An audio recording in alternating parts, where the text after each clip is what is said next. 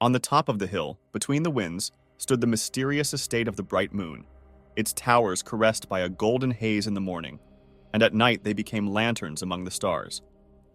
The cozy light of the moon enveloped the main character, who, immersed in carefree dreams, sailed on the waves of nightly adventures, where each dream was a gateway to the world of fantasies and mysteries. In the world of his dreams, it turned out that he was not alone, but next to him was a mysterious companion, whose eyes sparkled under the moonlight, like stars on their common journey. Waking up to the tender words about his wife, the main character slowly extended his hand to the girl lying next to her, whose eyes were also looking for answers in the mysterious symphony of the night. In the end, it turned out that the protagonist's sister, Jackson, was very frightened by the fact that her brother was molesting her, and her eyes reflected the anxiety awakened by the magic of the night. In tired confusion, Jackson could not see where his wife, Alice, had disappeared, or how he ended up in the same bed with his sister.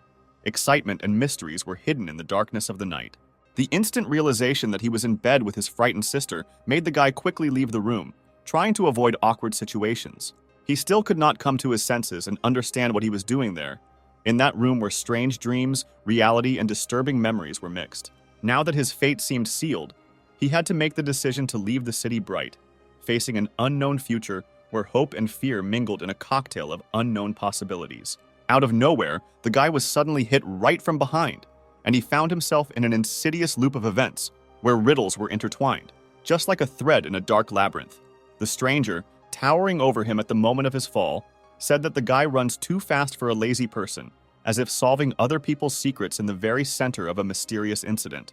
And at that very moment, lightning shattered the darkness, striking directly at the tree in the forest where the heroes were, cutting the night into dazzling moments of elemental frenzy. The stranger had completed his work, and now all he had to do was cover his tracks, like a shadow disappearing into the darkness of the night, where the mystery of his real intentions lay hidden. Everything was put in place. The attacker of his wife's sister ended up dying in an accident, and now peace has returned to their lives, although the shadow of a secret continued to float in the air. The stranger could not know what kind of life Jackson had lived, but for such a mediocre and illiterate, lazy person like him, being together with the Duke seemed dishonest and unforgivable.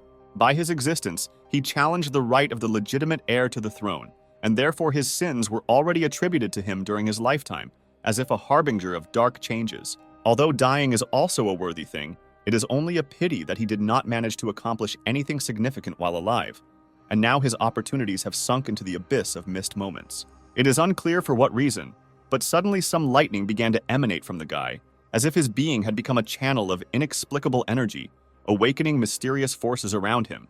It was at this time that someone, behind a screen, was virtually communicating on the internet, unaware that events in the real world were meanwhile becoming more and more mysterious and inexplicable. The guy, asking a rhetorical question about how much they liked what he did, added that this was just the beginning, as if hinting at even more mysterious events ahead. It was clear that he was clearly furious as he typed as if at the speed of light, expressing his emotions in a stream of keys and making the internet tremble with unstoppable energy. And so, out of nowhere, like ball lightning, it appeared right in his room, like a manifestation of mysterious energy in which lies the key to the solution. Of course, the guy was at a loss, unable to understand what was happening, and his soul was enveloped in a slight degree of fear of an inexplicable phenomenon. And what's more, after a few seconds, his body suddenly became paralyzed, as if it had succumbed to the influence of an invisible force, making the situation even more mysterious. And then, for some unknown reason, he began to literally disappear, as if his essence was dissolving in the ether of a mysterious incident. A few seconds later, he found himself in some incomprehensible space, where reality intertwined with fantasy, and time lost its ordinariness. Also, among other things, he felt like a ghost, because he could stick his hand right inside his body, as if the boundaries of reality and illusion had become unclear. How someone spoke to him and congratulated him, noting his new state in which he had become part of something greater than just a physical being. The voice announced that the Keyboard Warrior account had been successfully created, and if the necessary conditions were met, the corresponding functions would be unlocked, as if he had become part of the unusual world of his own virtual existence. The guy still couldn't understand what was happening, and now they were still talking about some kind of keyboard warrior, as if he had become part of an incredible journey in a world where reality and virtuality had merged into one.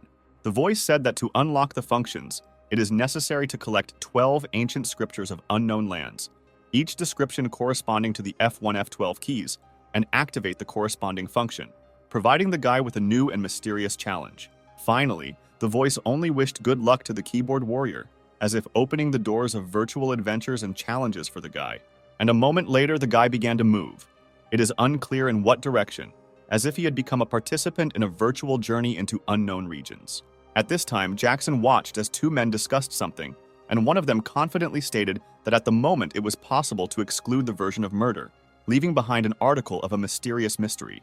This moment revived Jackson, and he stood up abruptly, as if awakening from a meditative confusion to take part in new events. Of course, everyone present was scared, because the solution to the mystery seemed so close, but at the same time it still remained charmingly mysterious. The guy could not understand why these people were dressed so strangely and spoke Chinese that was unfamiliar to him, as if suddenly finding themselves in a parallel reality, full of unknown traditions and mysterious customs. As it turned out, the guy who found himself in an incomprehensible space moved into Jackson's body, creating even more mysteries in this confusing story. At this time, one of the men noticed that the eldest sister from the Chu clan was coming, adding a new element of intrigue and tension to the whirlwind of events. When the main character noticed them, he was struck by their beauty, as if his mind was stunned, and the roof was almost blown away by the contemplation of this sudden attractiveness. One of the girls said that if the lightning did not kill Jackson, it means that God decided not to accept such a scum like him, leaving him in a world of mysteries and trials. As it turned out, the guy who ended up in Jackson's body had the exact same name, revealing a new round of mysterious fate and intertwining their names in an amazing dance of coincidences. The girl in the pink dress asked her friend to tone down the conversation slightly, reminding her that he was her husband after all, creating a moment of awkwardness in the unexpected mixture of relationships and changes. Jackson couldn't believe that this loser had a wife, as if reality was revealing another mystery to him that he had to solve. Everyone around was discussing Alice's beauty, creating an atmosphere filled with feelings of envy, admiration, and disbelief in front of her amazing appearance. It is unclear for what reasons, Jackson literally began to instantly fall to his knees in front of Alice, as if under the influence of an unknown force or sudden excitement. Those present could not understand why Jackson was behaving this way, because only a couple of hours had passed since the wedding, and he no longer recognized his own wife, creating a vague feeling of bewilderment and anxiety around him. Explaining that he is not a henpecked man who makes his wife worry, Jackson joked, trying to diffuse the situation and add lightness to an uncertain moment.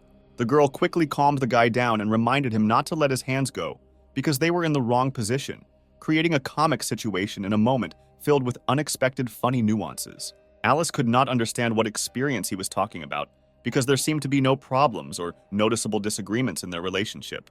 Then Jackson began to pester his subordinate Alice. Lolita, that was the name of Alice's subordinate, immediately followed her mistress, as if the employee was on duty, ready to carry out any instruction. Jackson was very tired, because Lolita didn't even bother to help him, creating the impression that the service was just a formality for her. Jackson was very infuriated by the fact that Lolita told them to go, because he didn't even get up, causing internal seething and irritation in front of an incomprehensible situation. His nerves could not stand it, and he flew into the carriage like a bullet, as if an internal explosion instantly led him to decisive action. Entering the carriage, he sat down on a comfortable sofa to rest, like a quiet oasis of calm in the turmoil of incomprehensible events. And right at that moment, he smiled very much, looking at Alice as if a bright and joyful mood had shone in his inner world. Alice told Lolita to let him stay in the carriage, as if showing care and attention to the tired Jackson, creating a moment of warmth in the situation. She asked Jackson to stop peeking, as if drawing his attention to the boundaries of his personal sphere and respect for privacy. It honestly made him laugh, and she seemed ashamed of her reaction, creating an unexpected moment of laughter and embarrassment in their interaction. When Jackson asked if they were late in Lolita lands, she was surprised because she couldn't believe he knew about them, creating a mysterious moment of misunderstanding. Alice advised him that whatever he heard about these lands, he should never ask again, as if warning him against secrets that could change his life. The carriage set off and drove home, carrying with it mysterious characters and mixed feelings that are ready to be revealed ahead. When they arrived, Jackson could not understand why he was not allowed to enter through the front door, as if faced with an invisible barrier that upset and confused him. Lolita explained that only family members can enter through the front door, and he, as a temporary guest, only takes his wife living in the house. If he does not want to spoil the mood, he should enter through the side door, creating a moment of awareness of the rules and nuances of behavior in this home. In response to his harsh words about Lolita's tongue being like a poisonous snake, he inevitably faced a well-deserved blowback that revealed to him the true power of words. However, the hitch was that Lolita didn't even touch him with a finger, and he felt an emptiness, as if a whirlwind of time was carrying his desires into unknown distances. Alice firmly made it clear that, despite all the difficulties, she should treat him with respect, since he was still her lawful husband. Alice suggested not to waste time because their father and mother had been waiting for them for a long time. Jackson felt the joy of seeing that at least his wife was treating him with kindness, and that small joy made his days brighter. But Jackson's joy came to an abrupt end when he received something from his wife that changed the course of his thoughts and made his heart beat with anxiety. Lolita told him in shock that he had committed a terrible act at night, and now, as if nothing had happened, he behaved calmly. The protagonist's wife, Alice, decided to find out what punishment his father and mother were preparing for him. Having almost forgotten about this hellish incident, he needs to find free time to develop a strategy and unravel this hot tangle of events. Looking at his reflection in the water, he realized that it was no wonder why they looked at him with disgust. Because of the damn lightning, he looked not at all human. And right at that moment, as he was staring at his reflection, someone suddenly crept up behind him and kicked him forcefully into the water, causing him to lose his balance and burst into waves of bewilderment. Of course, within a split second, Jackson was falling uncontrollably, finding himself suddenly immersed in the freezing waters of the lake. Jackson was dumbfounded, trying to figure out what was wrong, and came to the conclusion that it was all because of that high-profile incident. It seemed that someone from the family decided to arrange an accident in order to get rid of him as a son-in-law. Oddly enough, Jackson immediately began calling for help. Seeing Lolita in front of him, for some reason he briefly thought that she was trying to take his life, or maybe his wife was allied with her in a conspiracy, conspiring against him, as if in the pages of passionate love novels. Jackson decided that the smartest thing to do would be to pretend to be dead at this point, in the hopes that it would help him solve the mysteries and unravel the intrigue around him. Lolita was only surprised at how quickly he seemingly died, and he continued to subtly play his role as an innocent dead man. And then Lolita, succumbing to the temptation of curiosity, decided to check whether he was dead or simply lost consciousness from an intriguing incident. Of course, the next step was to pull Lolita into the water with him, in the hope of exposing her and understanding how deep this family conspiratorial vortex goes. To be honest, this decision was very strange on the part of the guy. So, on top of that, he didn't just pull her, but held her right under the water, revealing a new chapter in this complicated family intriguing scenario. Lolita, understanding the danger, desperately struggled, trying to somehow avoid the crazy guy who was holding her underwater. Lolita suddenly decided that she needed to grab a tree branch to escape her precarious situation in the water. To be honest, it was clear on Jackson's face that he didn't fully understand what to do, because he simply stubbornly held Lolita underwater, and only in desperation did she decide to grab a tree branch to save herself. When Lolita lay unconscious, Jackson enjoyed looking at her eyelashes and said that if she were dumb, her beauty would be priceless. Realizing that someone in this clan wanted him dead, Jackson decided that it was too dangerous to stay here. But this world was completely unknown to him. He had no knowledge of history, and besides, the owner of this body committed a vile act, so attempting to escape would doom him. Assuming that the enemy had used the accident to kill him in order to hide his intentions, Jackson realized that no one would dare attack him openly, and decided that he should take the risk and unravel the secrets of this world.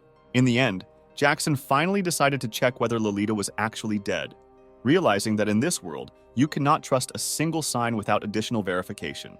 To the guy's surprise, Lolita's heart did not beat, and he realized that the situation could be much more complicated than he had imagined.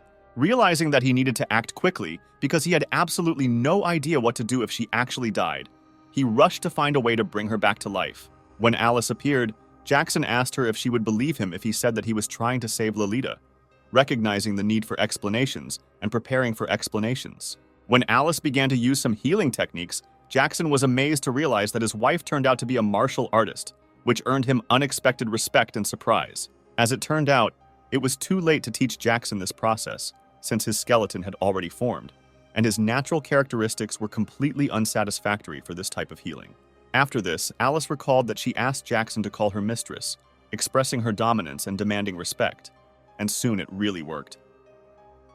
Lolita began coughing up water, confirming that Alice's efforts had led to a positive result. Now Jackson didn't understand anything at all, because if the maid didn't try to kill him, then who was behind all this? One way or another, he shouldn't ruin his relationship with Alice or others.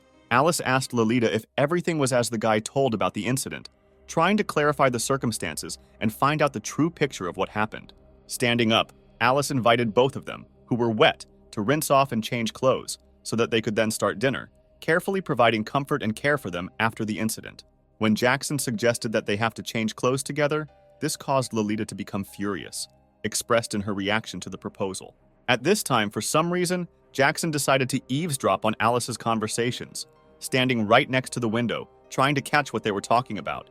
The smile on his face was extremely sinister and mysterious, causing those around him a feeling of bewilderment and anxiety.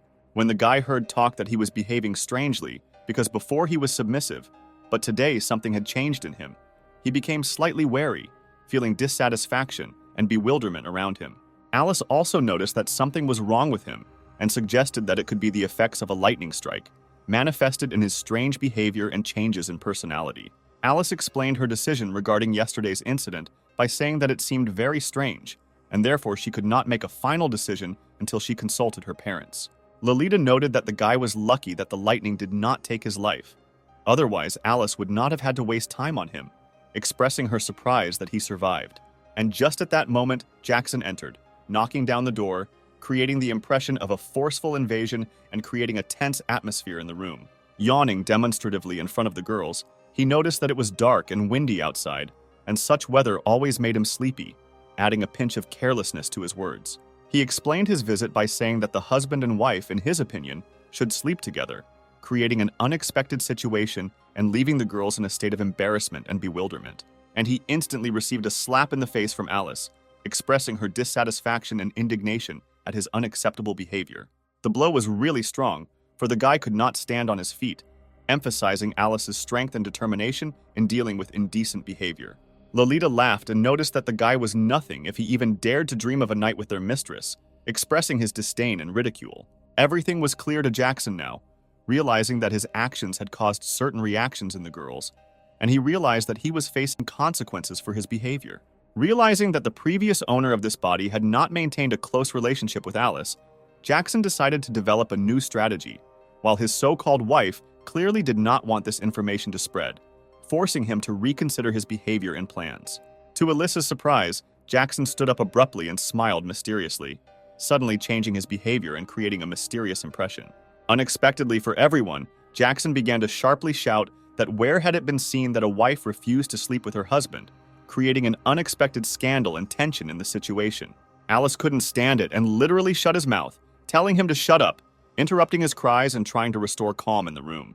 Jackson, to be honest, was a little nervous. He did not expect such a reaction and realized that his impulsive actions only aggravated the tension of the situation. The main character said that if she does not want to sleep with him, then how can there be any talk of any kind of relationship? And that tomorrow he is going to go out and spread this information throughout the clan, emphasizing his determination and openness in action. And when the time comes, they will find out which of the two will lose more reputation, emphasizing that the situation could have consequences for both and will become a kind of test of their social status. His reputation was already at an end, and he had nothing to fear, by the way. She had nothing to fear either. Thus, he intended to convey to all the young gentlemen that she was pure and blameless. Turning around, Alice asked if he really wanted to sleep with her, expressing her bewilderment and demanding clarity in this ridiculous situation. On the outside, Jackson calmly confirmed that this was true, but on the inside he was shocked because he did not expect her to agree to such a proposal, expressing his inner surprise and unpreparedness for her positive answer. Alice stated that he would be with Lolita tonight, making a decision and pointing out the need for respect and devotion in a relationship. Of course, such news that the girl and the guy were in complete shock, causing surprise and unpreparedness for such a turn of events. Lolita decided to ask if Alice was joking, expressing her uncertainty and desire to understand how serious her words were. Alice asked what was the matter and if Lolita had any objections, showing interest and willingness to listen to her point of view. Alice said that today, while he was saving her, he probably managed to touch her wherever possible, adding that she is a concubine maid, and this is part of her duties, expressing irony and sarcasm.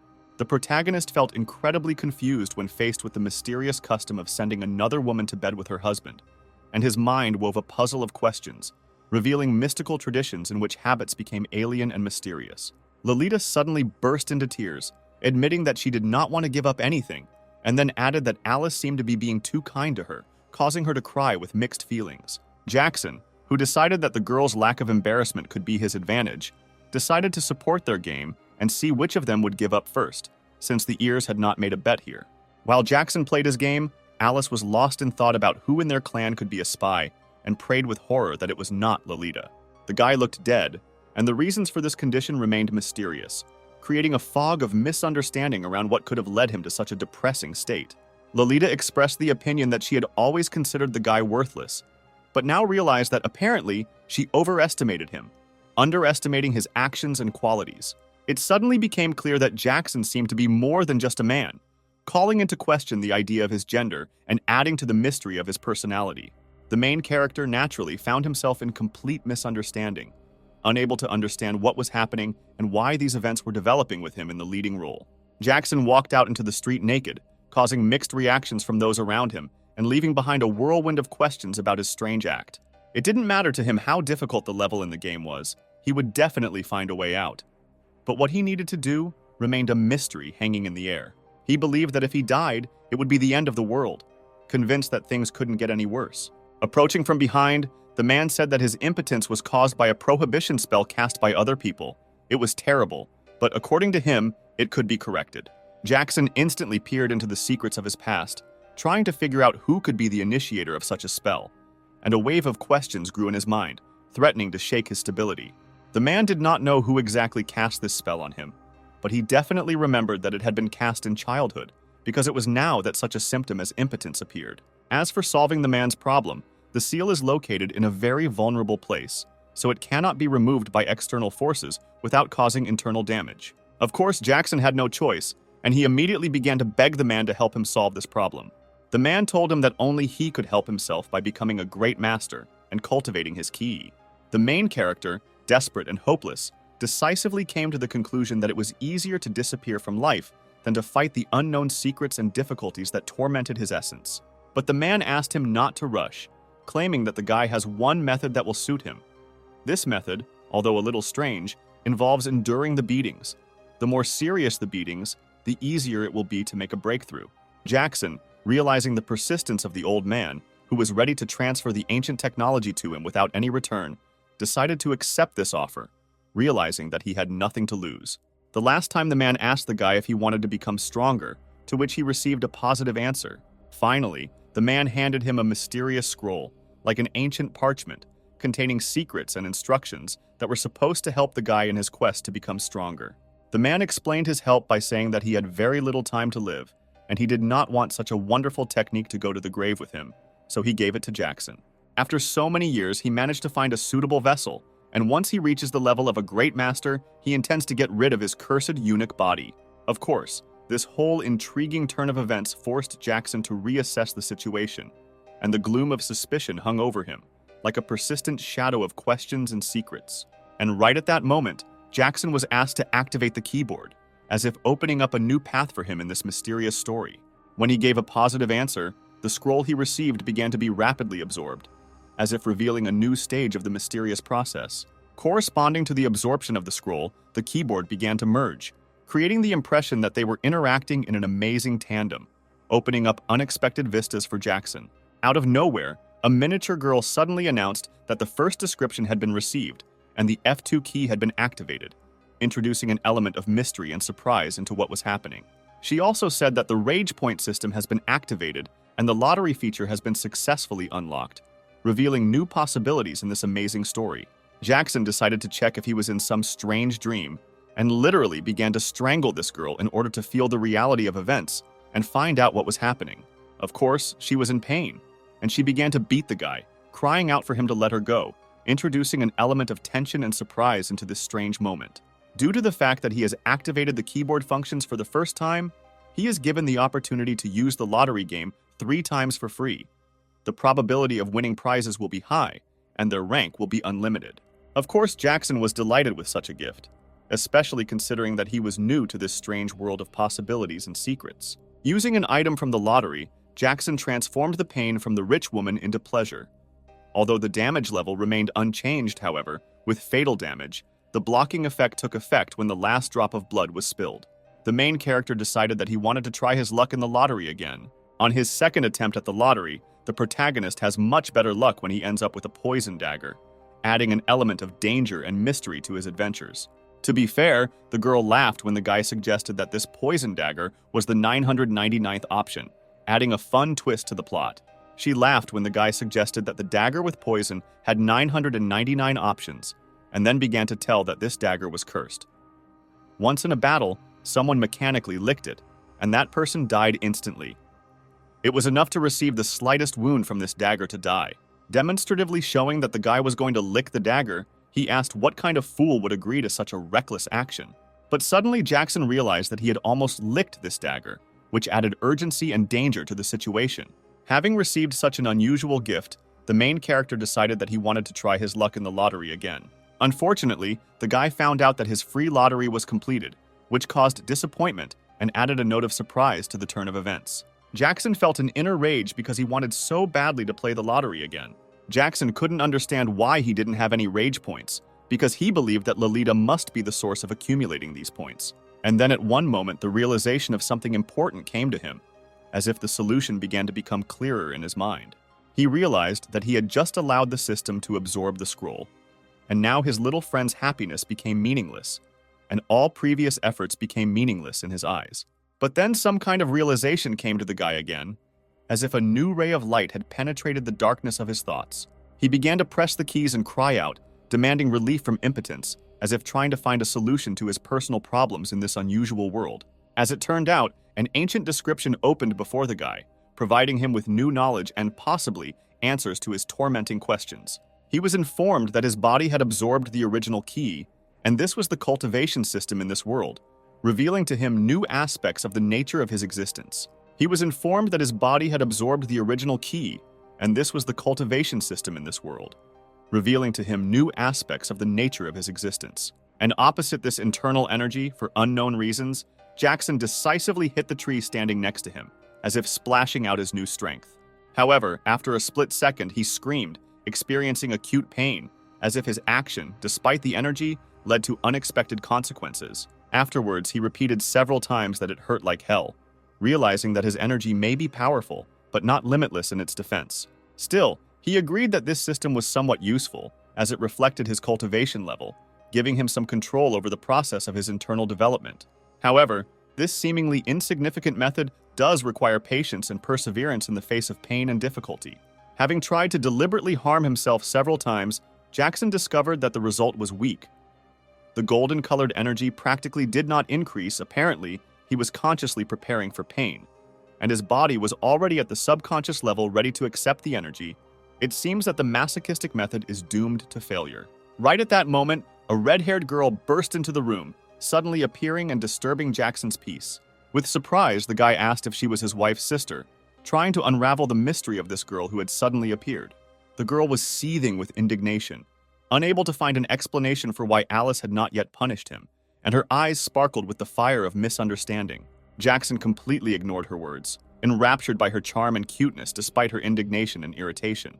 Charlotte, who turned out to be the girl's name, poured out 10 points of her indignation on the guy, while he, perhaps, only caught the beauty of her name. He was really shocked that he received these glasses.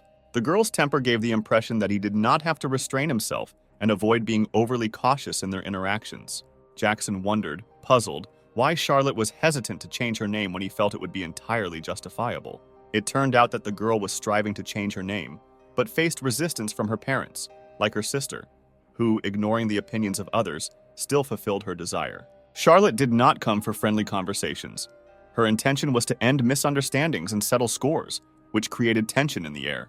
The girl was furiously outraged that the guy was belittling the seriousness of the situation, calling it a misunderstanding, while he unceremoniously invaded her personal space. Jackson was surprised why she did not stop his act and did not call the guards. In addition, he claimed that he was not interested in her because he considered her too young. Jackson was surprised why she didn't stop him and call the guards. He also stated that he was not interested in her because he considered her too young. Hearing that the girl had small fists, Jackson prepared himself to withstand the blows from those small, but probably determined fists. However, having felt the moment of the blow, he suddenly realized that he was mistaken, and instead of the expected aggression, he saw in her gesture a different expression of the inevitability of his guilt. The blow was so strong that the guy literally slammed into the floor. His body instantly submitted to the force of the blow, creating the image of an unfortunate fall. Jackson couldn't figure out what had just happened, his mind feeling hazy in the confusion of the mysterious event. Charlotte, with a sarcastic grin, asked what he imagined, as if mocking his arrogance and conceit. Then, she whistled sharply, as if summoning an unknown force. And at that moment, Jackson realized that the situation had become even more mysterious and tense. He became curious as to what kind of man would agree to this girl being called a sycophant, and a shadow of doubt arose in his mind about her strange preferences. As it turned out, the sycophant was not a male figure, but a giant dog, which led to embarrassment and a surprised look from Jackson. Just like its owner, the giant dog was enraged, and its anger was as obvious as the girl's. Having no other option, Jackson simply decided to run away, leaving behind only traces of an unexpected and ridiculous adventure. While the girl was helping the giant dog, she ordered Jackson to jump over the table, creating a scene where chaos and comedy were intertwined. In the soul of the main character, there was a glimmer of hope for the opportunity to break away from the dog and avoid the protracted scenario of this ridiculous event. And then, the moment came when the dog finally made up his mind and rushed at the guy, suddenly turning the scene into a tense moment of action. Here, Jackson thought it was all over, waiting for the dog's inevitable attack, filling the air with a feeling of helplessness. But at that moment, he remembered the keyboard and began to press the B key, trying to find a way out or an answer to an old situation. It was at this moment that unimaginable things began to happen. Mysterious forces penetrated the scene, raising additional questions to the already unusual situation. And literally a split second after that, the attack was not carried out by the dog, but by Jackson himself, creating a complete revolution in the script, leaving everyone in bewilderment. Charlotte couldn't believe it. The sycophant died unexpectedly, and it left her bewildered and shocked. Jackson was happy at that moment because he managed to unexpectedly kill the dog, and this brought him some satisfaction after a tense conflict. Of course, the girl was not in a good mood and warned that she was going to take revenge for the sycophant, filling the air with a new wave of tension. And at that very moment, she hit the guy with a whip, turning a moment of joy from victory into a wave of pain and surprise. The girl who gave her the lament whip used it to hit the guy, and now his pain increased 10 times, showing that not everyone is able to withstand such a test. The main character could not understand why he had such a depressing fate. The need to endure pain in order to advance to the next level remained a mystery to him. Charlotte invited the guy to make a bet. He should withstand 3 of her blows without making a sound, and in return she would forgive him for killing her dog. Jackson only asked for time so he could prepare for this challenge. Jackson decided to use the item that he got in the lottery, but he could not figure out how to properly use this artifact. Having prepared himself, he announced that he was ready for the test, after which the attention of those gathered was intensely riveted on the upcoming event. The girl then struck the first blow, beginning the test, and at that moment everyone held their breath, waiting for Jackson's reaction. To be honest, he was pleased that he could barely restrain his groans, creating an interesting tension around what was happening. The girl, in turn, thought he was in pain and asked him not to hold back his screams, adding an unexpected element to this strange moment. But besides, the guy put his foot down and invited her to continue, telling her to strike again. Charlotte couldn't believe that there was a person who could withstand the pain of a whip, and her surprise only increased as she watched the guy's endurance. But Jackson really felt indescribable satisfaction from all this, creating unpredictable dynamics in what was happening. Charlotte was already considering the fact that her whip was seemingly broken when faced with an unexpected turn of events. Standing up, Jackson asked if he really had one, leaving a questioning tension in the air. Charlotte asked to have the whip tested on her, creating a twist where she herself became the subject of the test. Jackson was surprised that she allowed the whip to be tested on her, adding an unexpected twist to their encounter. Jackson only asked to hold on tighter, emphasizing his readiness for a new test, which could be a continuation of their strange duel. Here, Charlotte learned from her own experience that the whip was fully functional, adding to the mystery of the outcome of this unusual scene. The girl did not understand why the guy did not utter a single cry, which caused her surprise and bewilderment at this unexpected stamina. Lolita believed that with such wounds the guy would not survive, and would prefer that he die at the hands of the young mistress. If it acts on its own, traces may remain. In complete darkness, illuminated by a single candle, Lolita wrote some kind of letter, creating a mysterious atmosphere around her actions. In complete darkness, by the light of a single candle, Lolita wrote a letter to the young master in which she assured him of her innocence before Alice, promised to eliminate Jackson, anticipating good news in the near future, but acknowledged the emergence of doubts and insisted that he begin the task as soon as possible. Rhetorically speaking to the dove, the girl asked him to hurry up, creating a mysterious image, as if the bird could speed up something important and mysterious. The girl was curious about what the guy was up to, expressing interest in his plans and creating an atmosphere of intrigue. Her curiosity was awakened by how long the guy had been washing his hands. She asked herself the question, as if trying to uncover the secret of his long washing. By explaining that luck does not come naturally, he revealed his approach to the situation, creating an aura of dedication and perseverance around himself. Holding a vague object in his hand, Jackson said that wealth and fame are useless if you are a loser, expressing his views on the true value of success and self-fulfillment. Jackson decided that he wanted to try his luck at the lottery again, expressing his desire to experience chance and the opportunity to change his fate. Jackson was already beginning to feel the effect, as if something unusual or exciting was beginning to affect his condition. He called the pill that the girl gave him a good thing, expressing his satisfaction with the result obtained.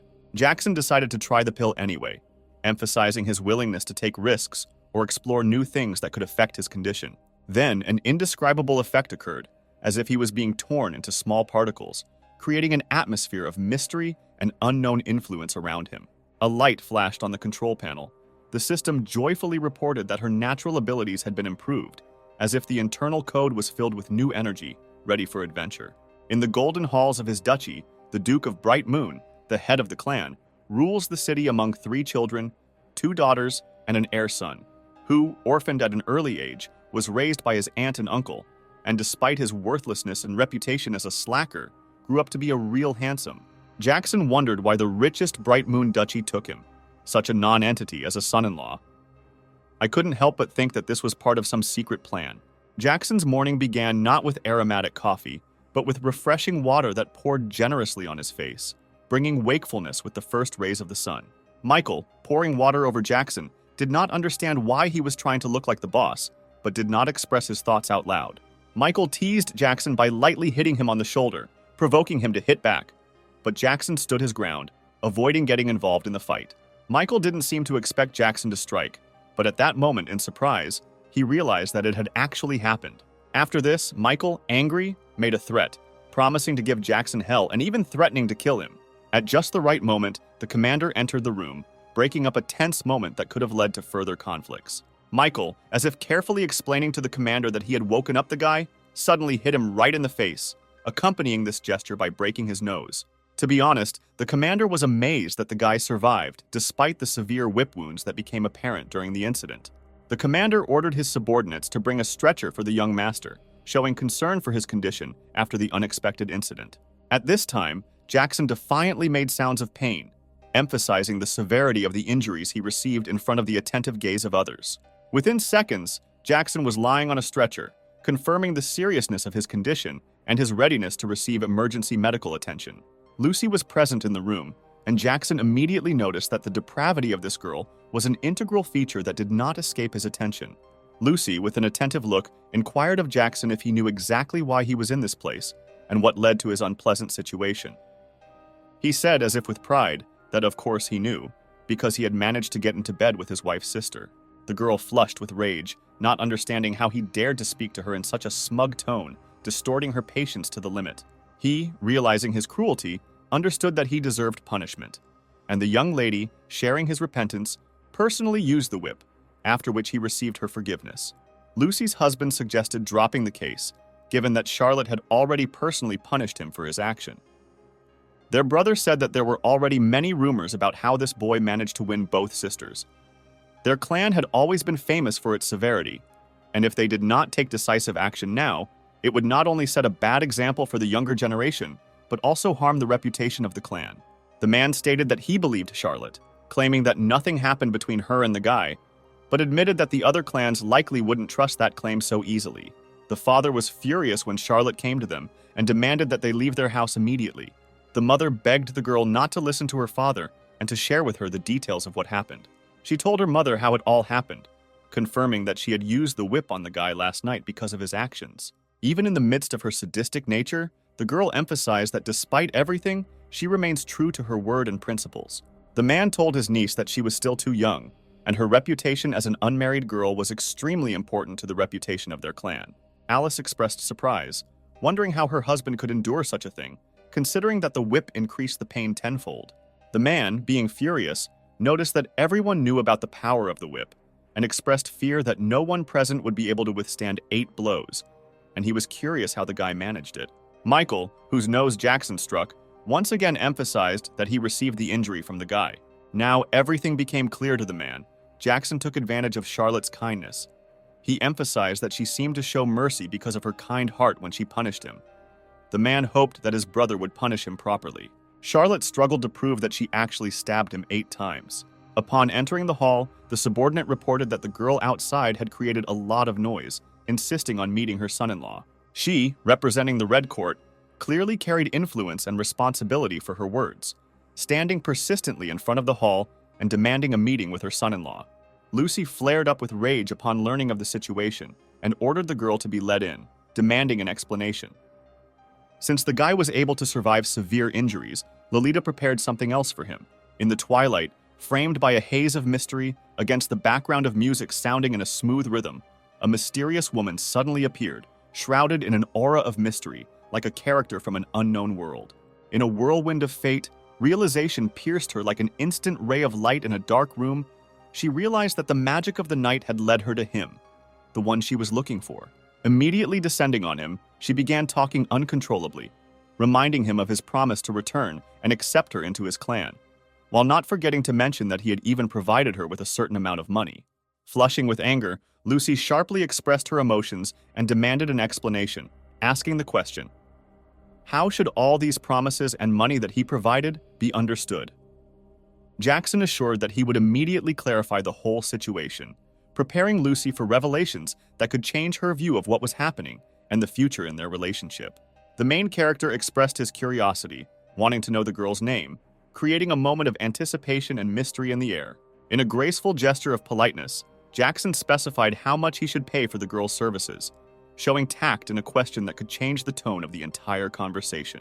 After careful calculation, the girl reported that the amount owed was 30 silver coins, adding a certain amount of surprise and mystery to the atmosphere of the conversation.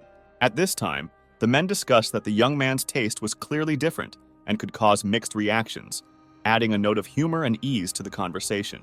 Jackson, despite the young man's taste in question, offered to generously triple the amount, providing 300, of which the remainder were to go to the engagement ceremony, adding a romantic note to the conversation. Lucy's husband asked her to wait a little, leaving unspoken expectations and mysterious moments in the air that could change the course of their conversation. Without any falsehood and with respect, Jackson, realizing his financial difficulties, turned to his wife with a request to lend him 300, which introduced a new element of reality into their conversation. Lolita, addressing everyone present, could not imagine how everyone could so easily accept the fact that Alice agreed to the proposal, creating a degree of bewilderment and intrigue in their discussion. Jackson began his story by sharing the story of how his former concubine could not stand the difficulties in the military camp and ran away, but expressed confidence that Alice would be able to cope with the tasks assigned to her. Jackson explained that his wife had given his former concubine to the army, but she found it difficult to entertain the soldiers every night, introducing a new element of complexity into the story and leaving questions up in the air.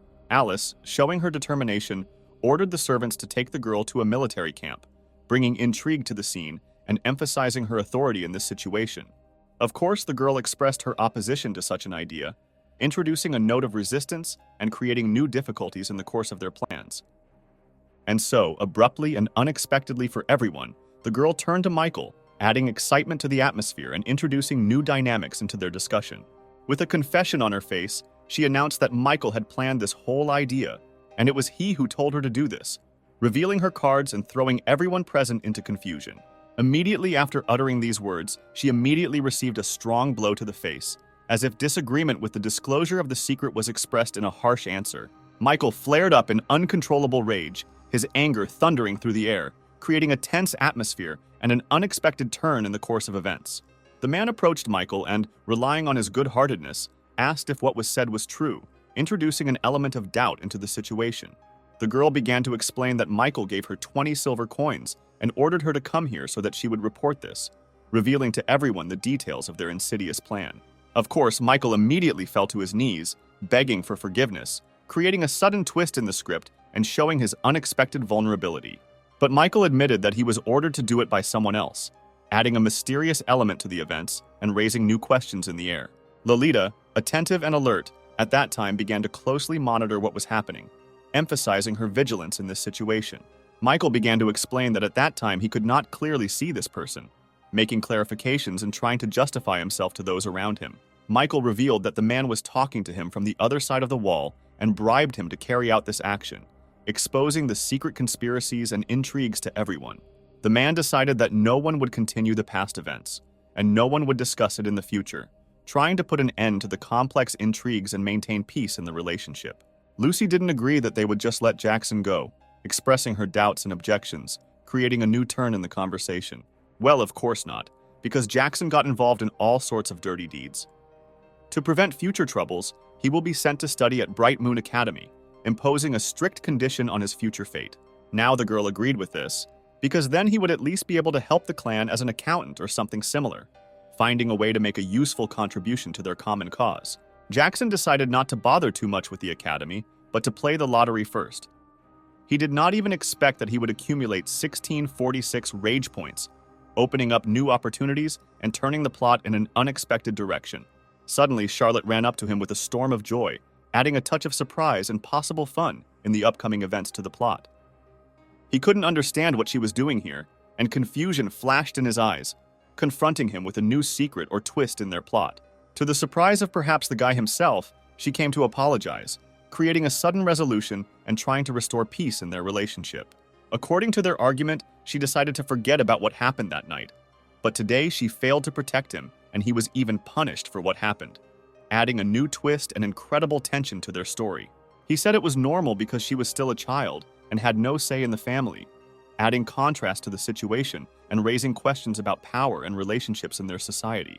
Charlotte was bursting with anger when the guy called her a child, creating internal tension and emphasizing her desire to recognize her independence and adulthood. In the future, when he got to the academy, the girl promised to protect him if anyone tried to bully him. He just had to tell her, adding a new element of support and protection to their relationship. A few minutes later, Jackson suddenly and very loudly sneezed, creating a sudden comic moment that added lightness to their surroundings.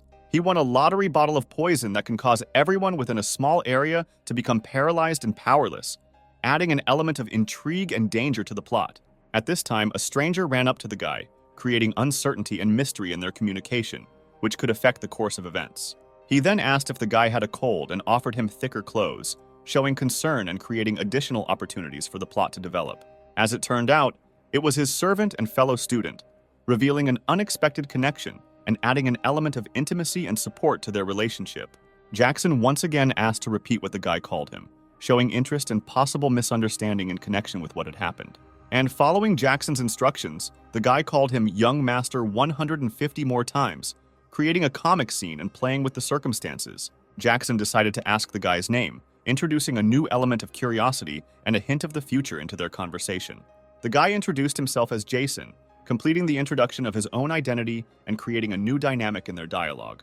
This name, which the old gentleman gave him, introduced an element of mystery and raised questions about the connections between Jason and previous events. Jackson asked Jason if he knew why he was chosen as a son-in-law, adding new notes of intrigue and development to the plot of their relationship.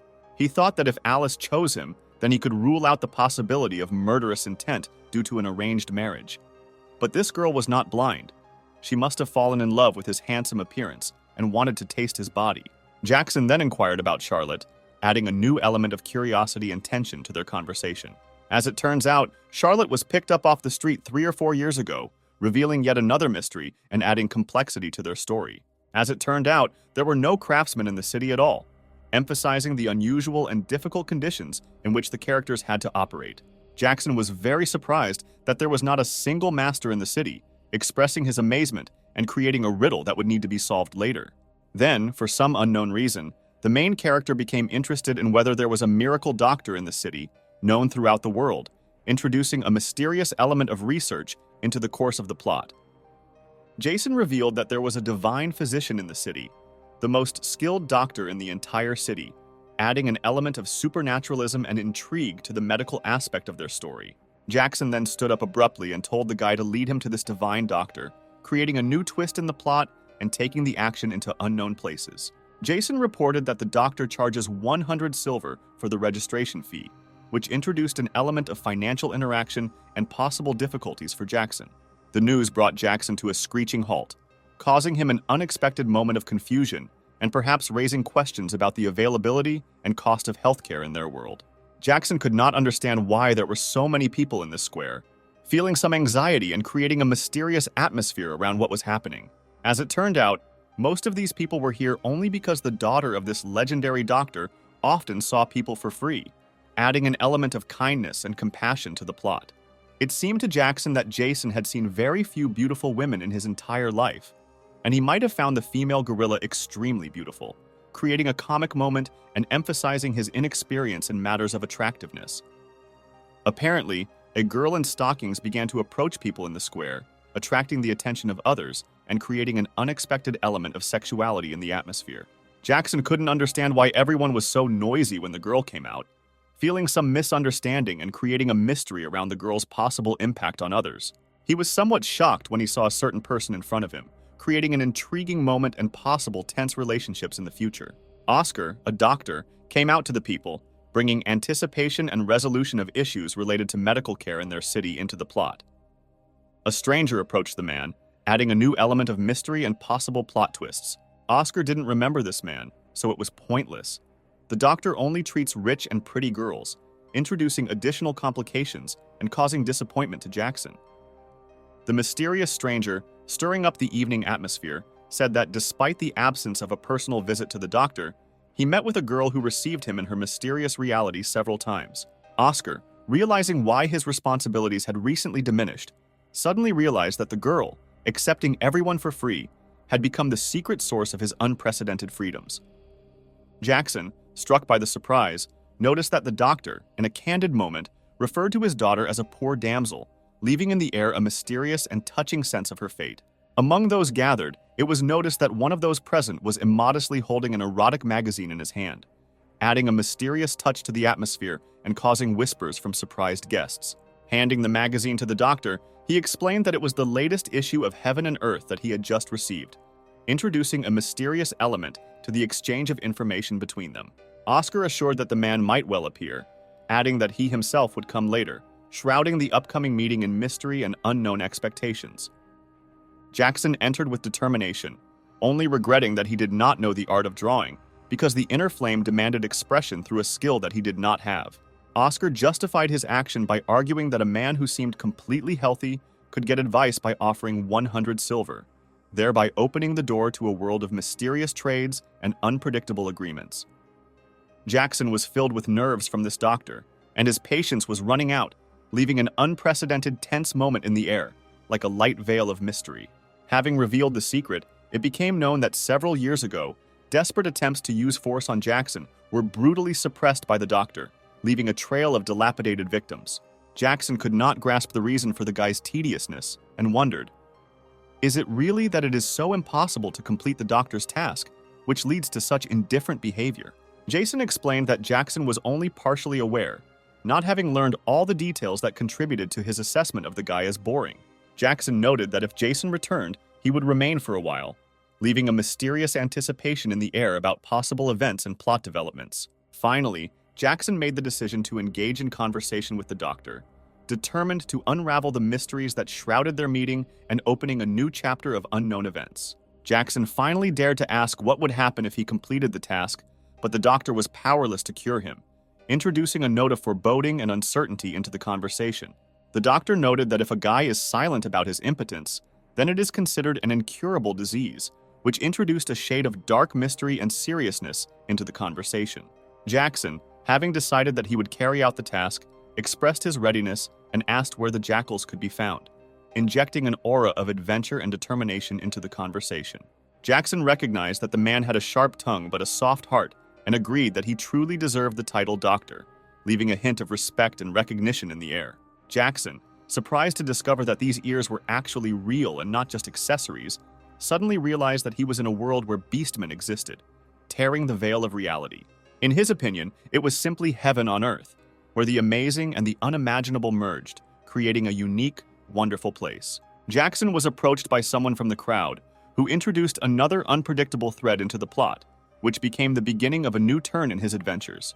A stranger approached the guy and suddenly called himself Ben, claiming that they drank and played dice together, introducing a new element into the plot of old friendships. Jackson announced that he was heading to the Valley of the Jackals, setting the stage for an exciting new phase in his adventures, full of mystery and danger.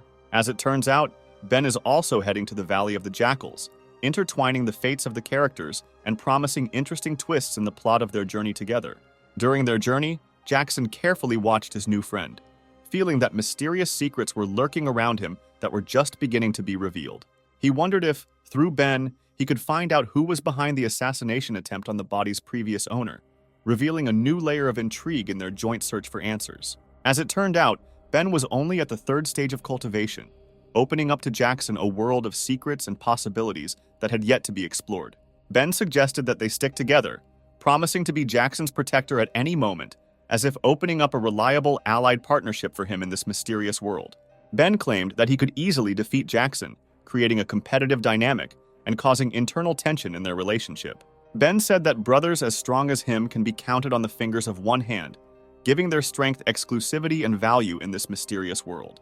Believing that Jackson knew nothing at all about cultivation, Ben saw no point in explaining, creating a moment of mystery and leaving him in the shadow of ignorance. Ben could not understand why Jackson was in such a hurry, leaving in the air the question of the ulterior motives and goals of his rapid movement. Jackson had already directly asked Ben if he had come here to capture him, introducing a note of tension and mistrust into the conversation.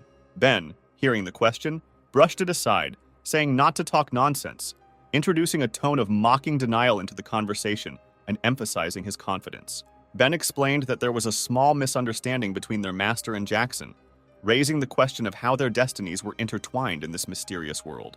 As it turned out, the master took Ben's wife and threatened her, revealing the prerequisites for entering into the conflict and adding complexity to their plot. Jackson was shocked by this information, suddenly realizing that in this mysterious world, there were dark intrigues and dangers that could even affect his personal life. Ben assured Jackson that he did not have to say or offer anything in return, since he was always ready to help him free of charge, establishing a friendly alliance in this strange world. Jackson could not understand why he had to suffer because of their brotherhood, raising questions about the injustice and complexity of their relationship. Jackson, not knowing what he was doing, realized that perhaps he should have revealed his cultivation level, creating misunderstandings and raising questions about his own strength in this mysterious world. Ben finally made a decision, and despite misunderstandings and difficulties, killed the guy, ending this mysterious episode of his adventures in the world of secrets and cultivation. Ben assured Jackson not to be afraid, since the guy he killed had betrayed their gang, injecting a tone of loyalty and trust into their fateful brotherhood. Jackson explained that he needed to go to the Valley of the Jackals because it was a mission from the Divine Physician, revealing a new facet of the mysterious and mystical mission that he had to complete. After these words, Ben underwent an internal transformation as if going wild, creating a tense moment in their relationship and raising questions about the future of their journey together. And Jackson, in response to the change in Ben's behavior, began to make incomprehensible movements, creating a mysterious atmosphere and filling the air with the expectation of the unknown. There was no response to these incomprehensible movements, and Jackson simply fell to the floor, revealing a new wave of mysteries and questions in their unusual brotherhood. Ben noted that it's no surprise that everyone he meets calls him a loser, adding a mysterious edge to his personal story. Ben then kicked Jackson, creating a moment of tension and raising questions about what secrets lie hidden in their relationship. Jackson now realized that he was in an unpleasant situation when the dynamics of their meeting took an unexpected turn, full of tension and unknown dangers. Ben told Jackson that he had only himself to blame for insulting someone he shouldn't have, introducing a note of guilt and complexity into the conversation. Jackson could not understand who he had annoyed so much that he had caused such rage on the part of the previous owner of the body, leaving the question unanswered in this mystical labyrinth. The fact that Ben was secretive and rude greatly stressed Jackson, creating additional difficulties in their relationship and emphasizing the unpredictability of the situation. Ben offered Jackson a deal. If he answered his questions, he promised that his death would be quick and painless, introducing elements of mystery and tension into the situation. Ben was curious about how his body would work as the first lady of the clan, adding an element of intrigue and mystery to the plot. Ben then began to say various obscene things about the guy's wife, creating an unpleasant moment and adding spice and hostility to the situation. Jackson wasted no time in taking advantage of Ben's moment of reasoning, grabbing his sword and rushing to attack, introducing sudden action into the plot and changing the course of their confrontation. Ben, finding himself in Jackson's attack, still could not understand how he cultivated, introducing an element of bewilderment and surprise into the plot. Then, as Ben's body lay lifeless, Jackson dragged him toward the cliff, creating a mysterious scene and leaving questions in the air about the fate of this strange brotherhood. And oddly enough, Jackson was preparing to throw Ben's body into the abyss, adding a sudden twist to the plot and an unexpected segue into the next chapter of their adventures. In the end, it turned out that the main character was never able to complete his revenge, leaving Ben alive, like an invisible shadow in his past. With a grin on his face, Jackson asked if he had woken up, as if waiting to meet the moment when the secret would be revealed to him. Ben flared up with anger, not catching how the guy dared to attack him, his mind in a storm of bewilderment, like an endless ocean, trying to understand this unexpected outburst of aggression. Jackson suggested that he remain still, as if anticipating the dark vortex. But it was best to admit that his intentions extended to the desire to take life. After mentioning that Sect Master Ben dictated all the instructions, Jackson instantly plunged into studying every detail of this figure, as if revealing the mysterious pages of fate. Ben, claiming that the Sect Master's name was Jacob, swore that he did not know him. Only said that Jacob, hiding his identity under a black cloak, remained a mystery, and it was impossible to determine whether he was a guy or a girl. Jackson wondered why so many people sought to take his life, as if he had become a living target in strange games where everyone was watching him with their own dark intention. Ben, it is unclear what he hoped for, decided to carry out his revenge to the end, and suddenly tried to take Jackson's life, creating a moment that he did not expect. Deftly grabbing a stone that lay not far from him, Jackson threw it in Ben's direction, like a meteor trying to throw ominous intent out of its trajectory. Ben was not destined for luck, and he fell miserably in the face of the jackals, as if becoming prey in an endless wasteland, where the through howl of insatiable predators sounded. Jackson calmly asked not to worry, assuring that he would definitely find out who was trying to take his life, and those who sent them would pay the bill. At this time, the warning system steadily informed Jackson that his body had received many threats that required immediate cleansing and vigilance. In 4,000 spins, Jackson received only 5 pills, and the remaining 3,020 rage points would have forced him to save money if he knew in advance how things would turn out. Jackson wondered if these pills had any other uses, such as increasing strength, luck, or something similar, trying to unlock the full potential of the resources obtained. The protagonist was wondering whether to eat all 5 pills in one go and see if the effects would double, creating an unexpected surge of power and impact. Jackson couldn't imagine the waterfall that would flow from him. He urgently needed to visit the toilet, like drained water waiting to be released. The best place for this, he chose a lake nearby, where the water seemed an ideal refuge for his immediate needs. Here, for some unknown reason, Jackson seemed to feel ill, as if the shadow of a mysterious pain enveloped him, without warning of its onset. And at that moment, he realized that the miniature girl was the initiator of what was happening, like a cunning guide leading him to an unexpected set of circumstances. Instantly losing consciousness, he went limp in the water, like a weightless leaf falling into a bottomless lake, swallowed up in darkness. At this time, the girl was just swimming in the lake, unaware of Jackson's unexpected arrival, as if in a dance of water elements, intertwining in a fateful whirlpool. Hearing strange sounds, she instantly asked if anyone else was nearby, while Jackson lost consciousness and sank into the water of the lake. A moment later, Jackson emerged from the water, holding his head and exhaustively repeating that he was in great pain, as if waves of pain were reflected in his every movement. But Jackson only admired the girl and said that she was very cute. Swimming out of the water, Jackson, holding his head and groaning in pain, hastily explained to the girl that he had been caught while fleeing from jackals, hit a stone after falling into the river, and apologized, not wanting to scare, never expecting to meet a bathing girl in this secluded place. Saying that she was ready to help if any help was needed, the girl said that she had recently collected some herbs, as if offering her help in treatment.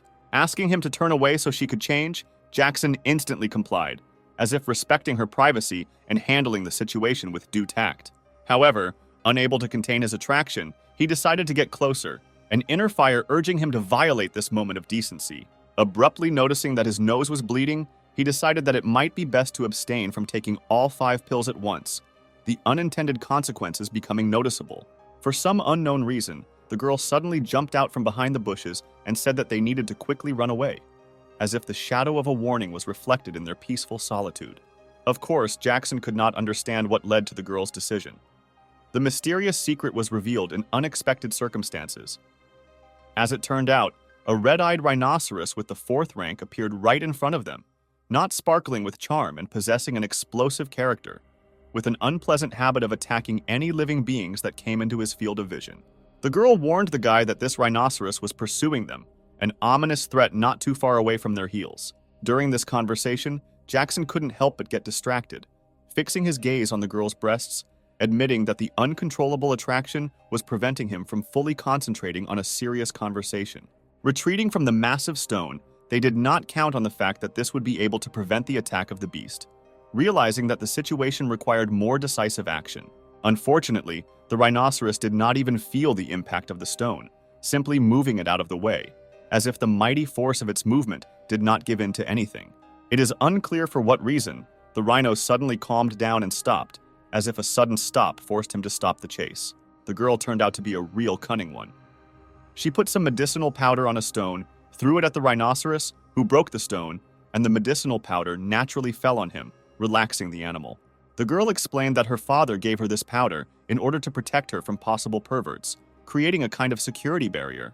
Returning to her story, the girl, identified as Oscar, voiced a short story about how her father gave her medicinal powder as protection against potential threats. The guy suddenly realized that in front of him was the doctor's daughter, as if solving the riddle of her mysterious knowledge and medicinal skill. The girl was tired of Jackson constantly looking at her breasts and resolutely asked him to turn away.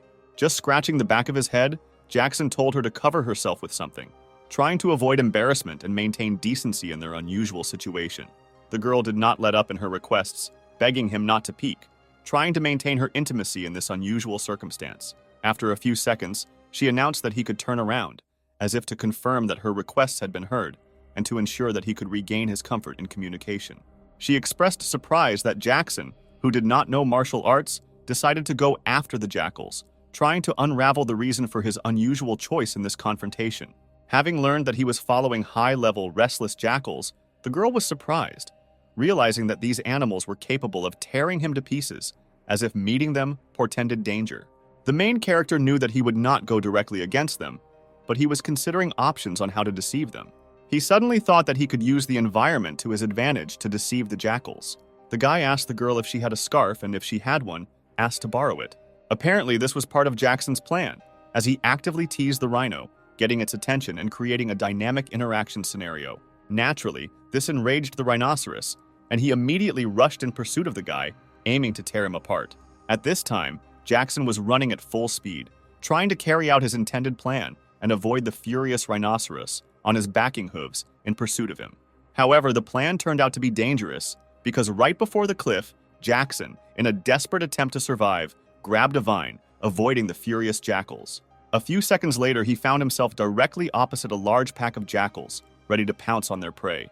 The leader of the jackals announced that they had an unexpected guest who wanted to go to another world, and asked his subordinates to help him in this endeavor.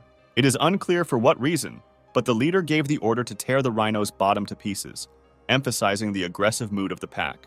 At this moment, Jackson realized that nature was truly merciless, reflecting the brutal reality of facing cruelty and the struggle for survival.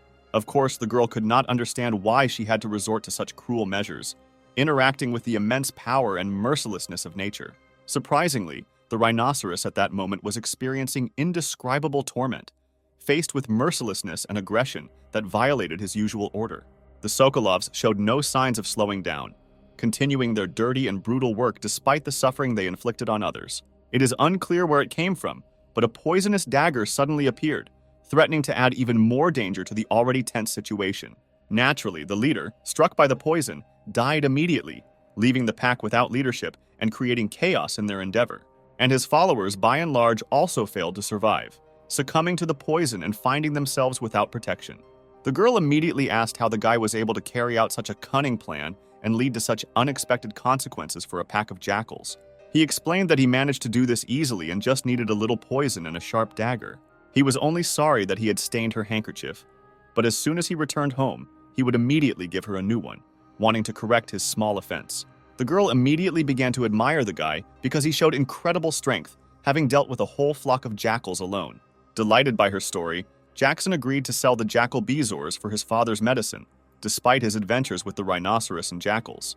The main character, to be honest, found himself in a slight misunderstanding at this moment. Faced with an unexpected request from a girl to buy bezoars, the girl again turned to him asking for help. After a few minutes, Jackson finally decided to sell her the necessary bezoars. The main character explained his action by saying that everyone should help each other, emphasizing his own generosity and belief in the importance of mutual assistance. Jackson hoped that the doctor would not be angry, because the registration cost 100 silver, and he sold it to her for 150, expressing his hope that the deal would be understood. When the guy was about to leave, the girl abruptly stopped him, creating a moment of mystery and interest. The girl thanked Jackson for his help and invited him to join her, assuring that her father would definitely be able to help him solve the problem. Jackson asked Grace if she had heard anything about it. Thanks to his increase in rank, he can now clearly hear all the sounds around him, which is a magnificent achievement. Hearing footsteps, he ordered them to hide, inquiring about possible danger.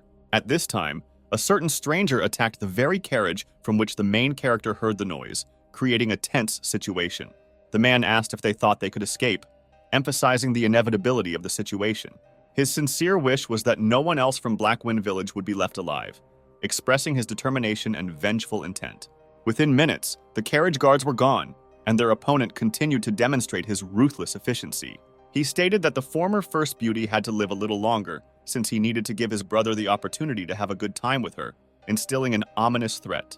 One of the guards warned them not to dare touch Mistress Jane, otherwise their village would never forget this man, hinting at possible consequences. Grace began to explain that these were unusual bandits, the leader of which was Alexander, already a fourth-rank cultivator, and his minions were not much weaker than him, emphasizing the seriousness of the situation. However, Alexander noticed Grace and abruptly grabbed her hand, expressing his power and control in this situation. Of course, all the men immediately had dirty thoughts about what they could do with her, emphasizing the indecentness of their intentions. In hope, Alexander immediately began to harass the girl, demonstrating his aggressiveness and shamelessness. Jackson immediately grabbed the paralyzing vial, taking decisive action in response to the threat, creating hope for a change in the situation. Throwing the vial at the man, Jackson immediately used his sword, trying to protect himself and turn the tide. As one would expect from a bottle with a paralyzing effect, everyone around was indeed motionless, living up to its name. Alexander immediately flared up with rage and began to threaten that he would make mincemeat out of the guy, expressing his anger and aggression. Jackson was not afraid at all, but, on the contrary, began to mock Alexander even more, demonstrating his confidence and mockery. Jackson began to taunt the man, telling him to stand up and not even resist, emphasizing his superiority and dominance in the situation. Alexander's rage points instantly jumped up after such ridicule, expressing his flaring rage and indignation. Since Jackson used a whole bottle of paralyzing effects, they were obliged to replenish his spent rage points, creating a kind of balance in the situation. The guard expressed gratitude to Jackson for his assistance, recognizing his contribution to changing the course of events. Jackson simply replied that you can't put a thank you in your pocket, demonstrating his unwillingness to formalize and preference for practical gratitude. The guy apologized to Jackson and admitted that he simply did not know what to expect from their hero, expressing his confusion and uncertainty. Jackson asked if he could ask something from an ordinary guard, who, according to him, solves absolutely nothing, expressing his irony and skepticism. Deciding that it was better for him to turn to Jane, the one who could actually solve something, he headed in her direction, taking a more reasonable path. The guard immediately realized that this could not be allowed and began to stop the guy, showing determination to prevent a violation of order. But it was too late, because Jackson had already entered the girl, ignoring the guard's attempts to stop him. Jane began by telling the protagonist that she never thought she would meet such a hypocrite, and then asked if 10,000 silver would be enough for him to save her, expressing her displeasure and the terms of the deal. To the surprise, the main character refused the money, and on the contrary, invited her to join him, take a walk through the forest, enjoy some tea, talk, and spend time together. Jane could not understand why he would walk through the forest, and asked if he had any feelings for her, expressing her bewilderment and desire to clarify the situation. Jackson explained that he was just looking for an excuse to get her away from the carriage, but admitted that he had a hard time looking at her indifferently, expressing his sincerity and vulnerability. He warned her to be aware that there might be a spy among her guards, emphasizing the need for caution and suspicion in the world around her. After all, the bandits who attacked her on the road knew that it was she who was coming, and moreover, they chose the time and place so that no one else would be in the area, emphasizing the careful planning of the attack. She then reached into her chest to pull out something, drawing interest and questions from Jackson. Taking out an emerald pendant, an heirloom of her family, Jane offered to present it in the city for compensation and asked what to do with the guards, revealing new aspects of the current situation. Jackson responded that this was not included in the promised $20,000, expressing his reservations about additional conditions. He advised her to state that she was going to interrogate one of the bandits, thereby provoking them to call one of their own to eliminate the alleged traitor. Jackson simply asked her not to mention that it was his idea, emphasizing that real heroes prefer not to make their achievements public until they receive a reward. Jane noticed that this young master was not as simple as he seemed, and she considered him smart, cunning, and quite attractive. Jackson explained to Grace that they had agreed to meet Jane in the city that evening, emphasizing that here, in this area, there was no point in talking about high philosophy, since the landscapes were not conducive to this. At this time, when they had already reached the city, people immediately ran to Jane, creating fuss and excitement around her. Gray told Jackson to find her father, and she promised to join later, leaving him with this task. The main character noticed that the girl was very kind, like Buddha, and her beauty and character swept him off his feet, creating an impression and excitement. The girl worked all night, but still did not refuse patience. She was a real angel in the opinion of the guy, who admired her devotion and compassion. In the end, the main character ended up with the doctor, completing his journey to this place. Jackson said that they were both doctors, but they had radically different approaches. He paid him 100 silver and asked him to be more serious. Oscar noticed that the money was very similar to the one he gave the girl, but she claimed that she spent it on materials, creating mystery around the origin of the funds.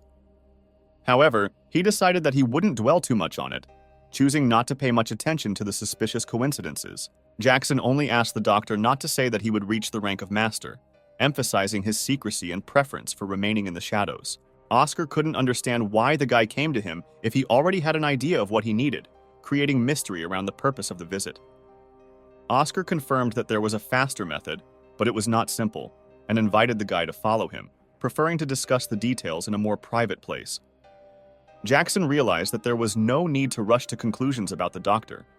A bad man could not have such a good daughter as Grace.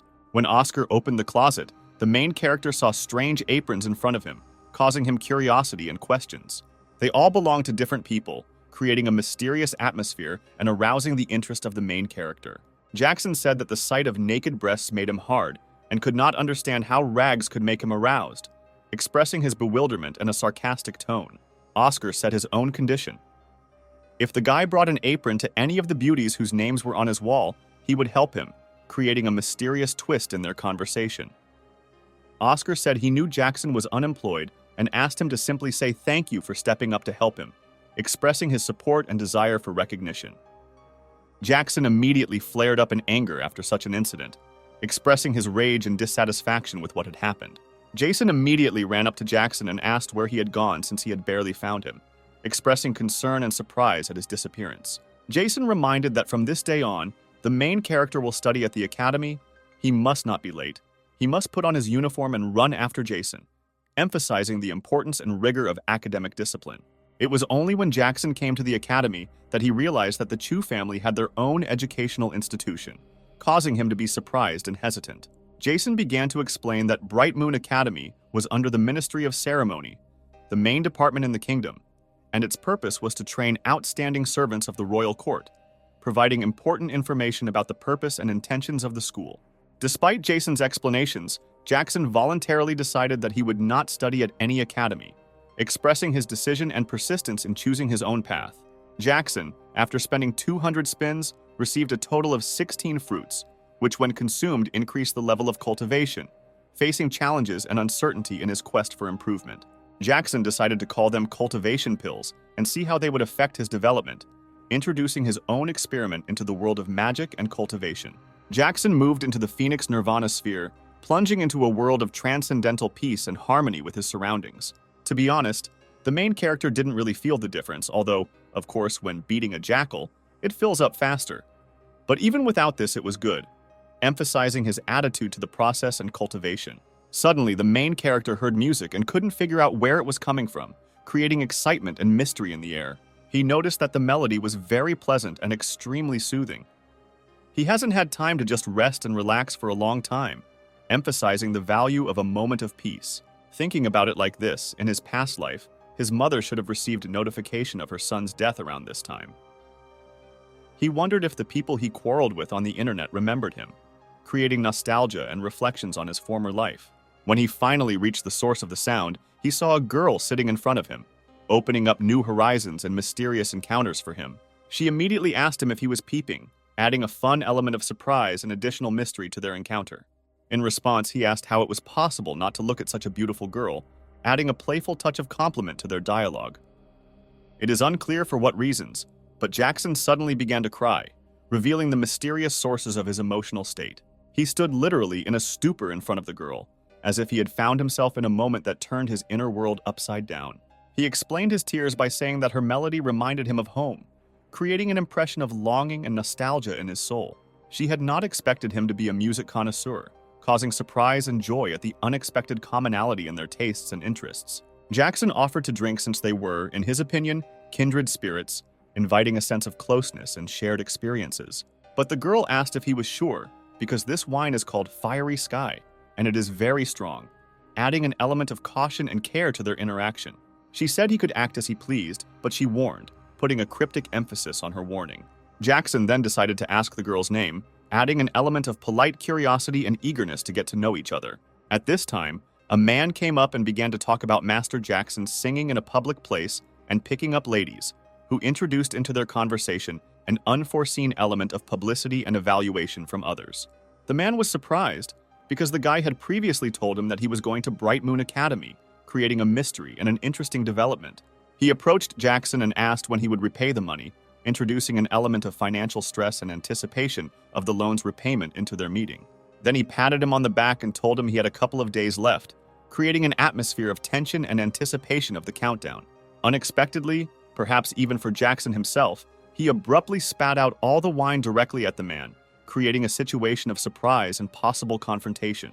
The main character could not understand when he managed to get into debt, or he thought that this was just an excuse to kill him, giving the events an atmosphere of misunderstanding and tension.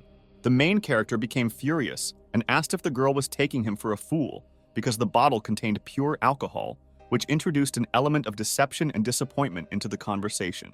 The man was also angry and told Jackson to return his money immediately, threatening to turn his knees inside out, creating an atmosphere of tension and threat.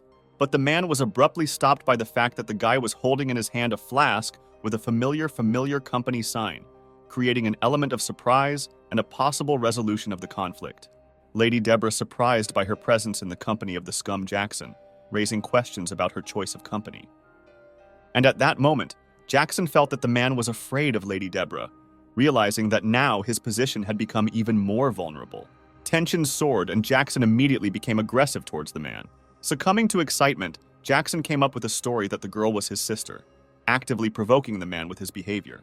After confessing, the stranger warned that Jackson had only 3 days left to pay off his debts. Jackson explained that the story about his sister was just a joke, but at the same time he invited the girl to be his little sister if she wanted to. The main character, Jackson, realized that he had to pay Lady Deborah 10,000 silver coins for a debt, and this caused him a shock. The main character realized that the previous owner of this body again intrigued him. Deborah warned that in their world, a promise carries weight, and breaking a vow will entail heavenly punishment. Deborah offered him an option. He could take a test in an underground labyrinth where precious resources were rumored to be located, and sell them to cover the debt. From his youth, he admired lions, the kings of nature, whose manes waved in the savanna wind, their mighty roars breaking the silence, recalling the power and wild beauty of living nature. Their main goal in life is to share their own genes, to strive for eternity through the transmission of heredity, like a stream of life rushing through generations, maintaining a connection with the past and the future. And he, like an alpha male, decided to steal the rich woman's money, weaving tricks and intrigue into his plans, like a cunning predator skillfully maneuvering in his ruthless world. He did this because in his soul he considered himself a lion, striving for strength and steadfastness, as if the hot blood of the king of the savannah flowed into his veins. She gave him 300 rubles like it was small change, and he is sure that somewhere there is a stash, hidden in the shadows of intrigue and mysterious circumstances, ready to reveal itself to him. Jackson had not expected the girl to return earlier, and her sudden appearance in his life created excitement, like an unexpected twist in the plot, giving it an unexpected and mysterious tone. As it turned out, the girl was also looking for something, just like the guy. And their destinies were intertwined in an unknown web of events, like invisible threads of a pattern in which each element had its own special meaning. Jackson noticed that this is not Alice, and it seems that he is not alone in looking for her wealth, finding himself in a tangled web of intrigue, where every step can be decisive in this dangerous game. After a moment, he finally realized that this was her friend, and doubts about her devotion flashed through his thoughts. Suddenly, the girl caught a sound, suspicion sparkled in her eyes, and she resolutely began to attack. The next moment, Jackson was thrown back, and in a split second he flew several meters, as if a leaf had been blown aside by the wind. Feeling the power of the blow, Jackson realized that a few more such force impacts, and he would meet with the other world again. The protagonist turned to the system with a request to activate the pleasure ball of a rich woman. The girl laughed at him. Since the second rank tried to prevent her attack, she decided to figure out who was hiding behind this mask. Then, approaching him, she decisively took off his mask, revealing his true face. Seeing his face, she instantly recognized his identity, revealing a secret that had long been hidden in their meetings and encounters. However, Jackson did not show any nervousness at this moment. On the contrary, he shouted the word surprise with enthusiasm, creating a mysterious atmosphere. Instantly grabbing her arm, he stated that the best way to counter ranged opponents was to engage in melee combat. Immediately, he began to ring her, not allowing her to move, trying to control the situation in his favor. The guy's luck was added to by the awareness of his opponent.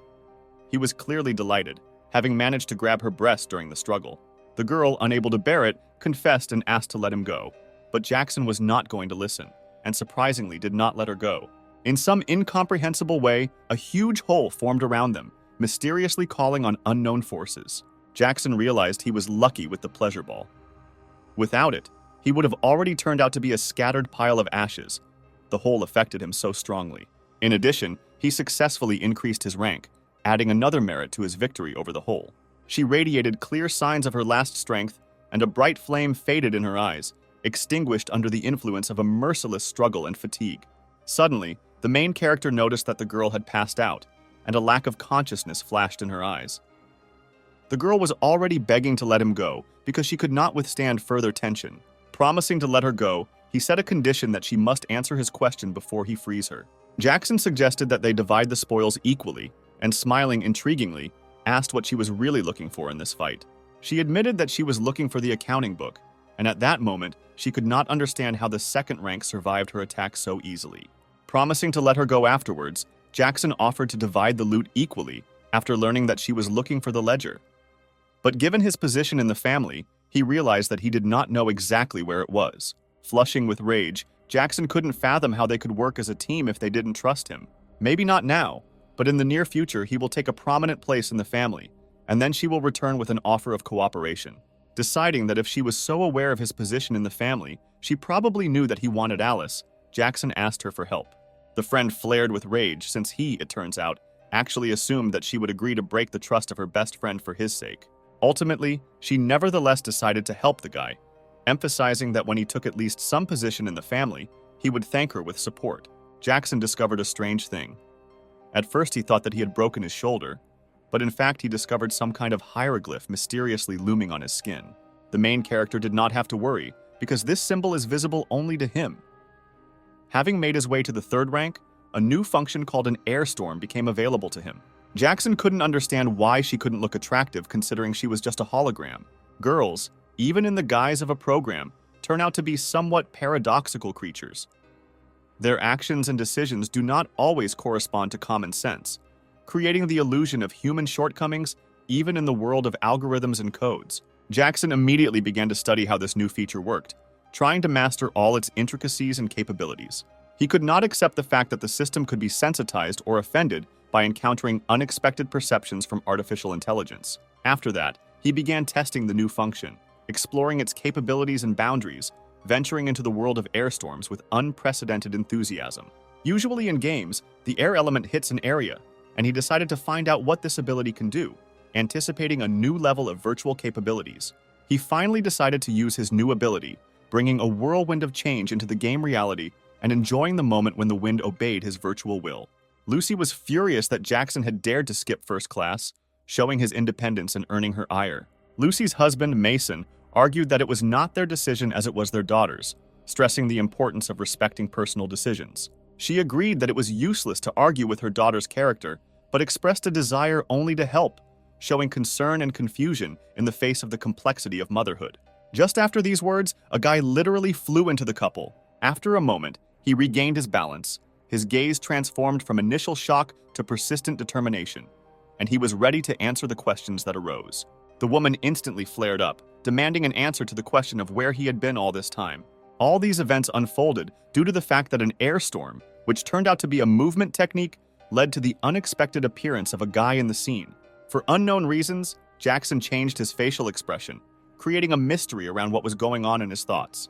The pleasure ball stopped functioning, and Jackson felt as if it was fading, overwhelmed by uncertainty and anxiety. Mason hurried to Jackson, relying on his paternal instincts, and began to question him about what had happened, taking a deep interest in the young man's well-being. Having begun his explanation, he said that on the way to the academy, he was attacked, robbed of all his money, and then thrown into the air with a strong blow, and that's how he ended up in this state.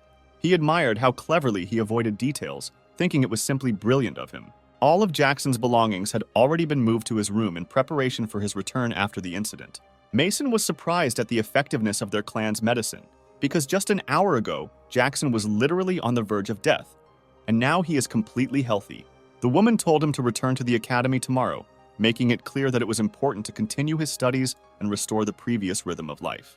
She then called someone over, probably to instruct them to keep an eye on Jackson or to discuss additional precautions. A tall and muscular guy joined them, raising interest and questions regarding his role in further events.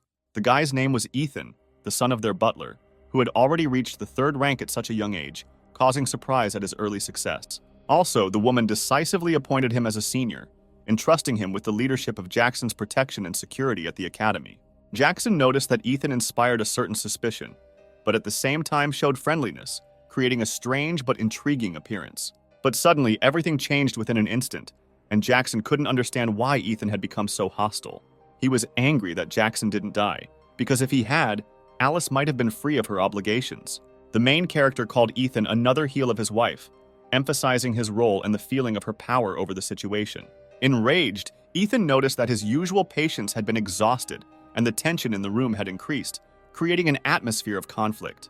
Ethan decided to wait until the day after tomorrow, after the test, to find out what Jackson would dream about, creating an intriguing atmosphere of anticipation around them.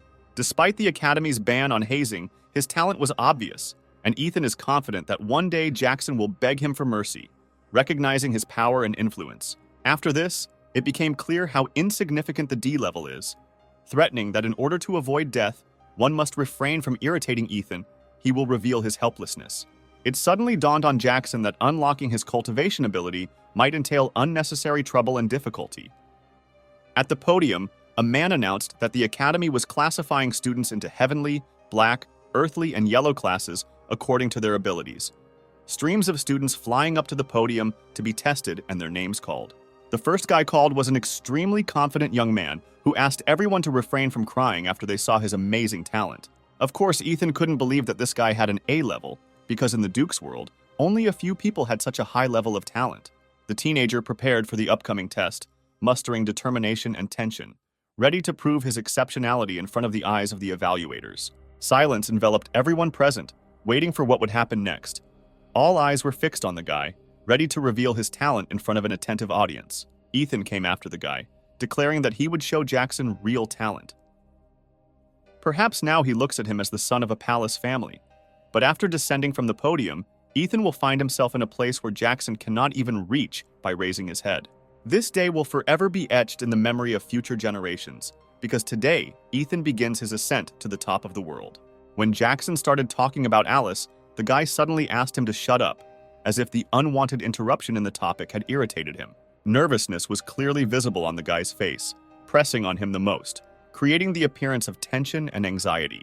The man asked to announce that the guy had successfully entered the heavenly class, thereby revealing his outstanding abilities and merits. Naturally, everyone present was amazed by the guy, admiring his skills and achievements. Now it was Jackson's turn, and the entire attentive audience was eagerly awaiting his performance. At this time, everyone present was discussing how unfair it was that he could hug and kiss the goddess every night, causing excitement and discontent in the audience. The man hurried Jackson, begging him to be more prompt because there were still many students to check. Deciding to help him, the man began to cooperate to ensure that his blood reached this mysterious ball. After hearing about Ethan from the women, she did not show any undue surprise and only asked to teach him more diligently, emphasizing the importance of his training. She could not understand why she was forced to appear, because the rules did not always have to be followed, and she felt strange in this requirement. It is unclear why something unexpected happened, and this mysterious event remained shrouded in mystery. It turned out that when the sphere touched Jackson's blood, it suddenly burst, causing an unexpected effect and shock in the audience. The man could not believe what was happening, because this was only possible with legendary talent, and legendary talents were considered something outstanding, missing for more than 100 years. The man announced to Jackson that he was successfully passing into the yellow class, and students with steel skills would simply take the test with a new sphere. Who would have thought that the sphere would burst? It's lucky that he came across an incompetent teacher. He would have guessed that something was wrong. The woman asked Jackson to call him into the office, asking cryptic questions that hovered in the air, filling the moment with mysterious anticipation. At that moment, when the main character was heading towards the office, someone suddenly stopped him, creating tension and mystery in the air. Ethan warned Jackson slightly threateningly that any attempt to discredit Alice would not be without consequences, telling him to be careful with his words. The guy was a little surprised that the rector chose to meet with Jackson rather than with him, causing him some bewilderment and uncertainty. He was only told to wait until the rector had free time, and then she would call him, leaving the guy waiting and mysterious. It is clear that after this, the guy flared up with anger, irritation, and dissatisfaction. In a fit of anger, the guy promised that in the end, the family would become his, expressing determination and desire for change. Jackson was informed that the rector was waiting for him inside and asked to pass, filling the moment with anticipation and mystery. He couldn't understand why she called him alone, and doubts flashed through his mind whether this was something he should be happy about or not. Julia greeted Jackson, establishing a warm atmosphere and starting the conversation with kind words. From this, he concluded that the situation seemed to be promising, hoping for positive prospects. For some unknown reason, Julia suddenly slapped Jackson, creating a mysterious turn of events and shock in the audience. She explained her action by the fact that he allegedly looked at her lustfully. The explanation added piquancy to the situation. The last person who looked at her like that ended up in the hospital almost immediately, hinting that she did not tolerate even a hint of inappropriate behavior.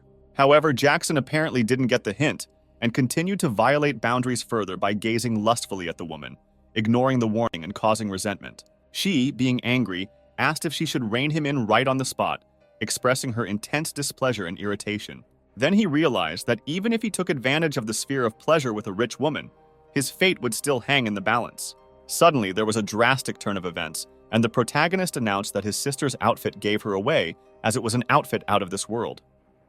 She announced that she discovered it in the dungeon, thinking it was stylish, and decided to take it, creating a sudden twist and mystery around the event.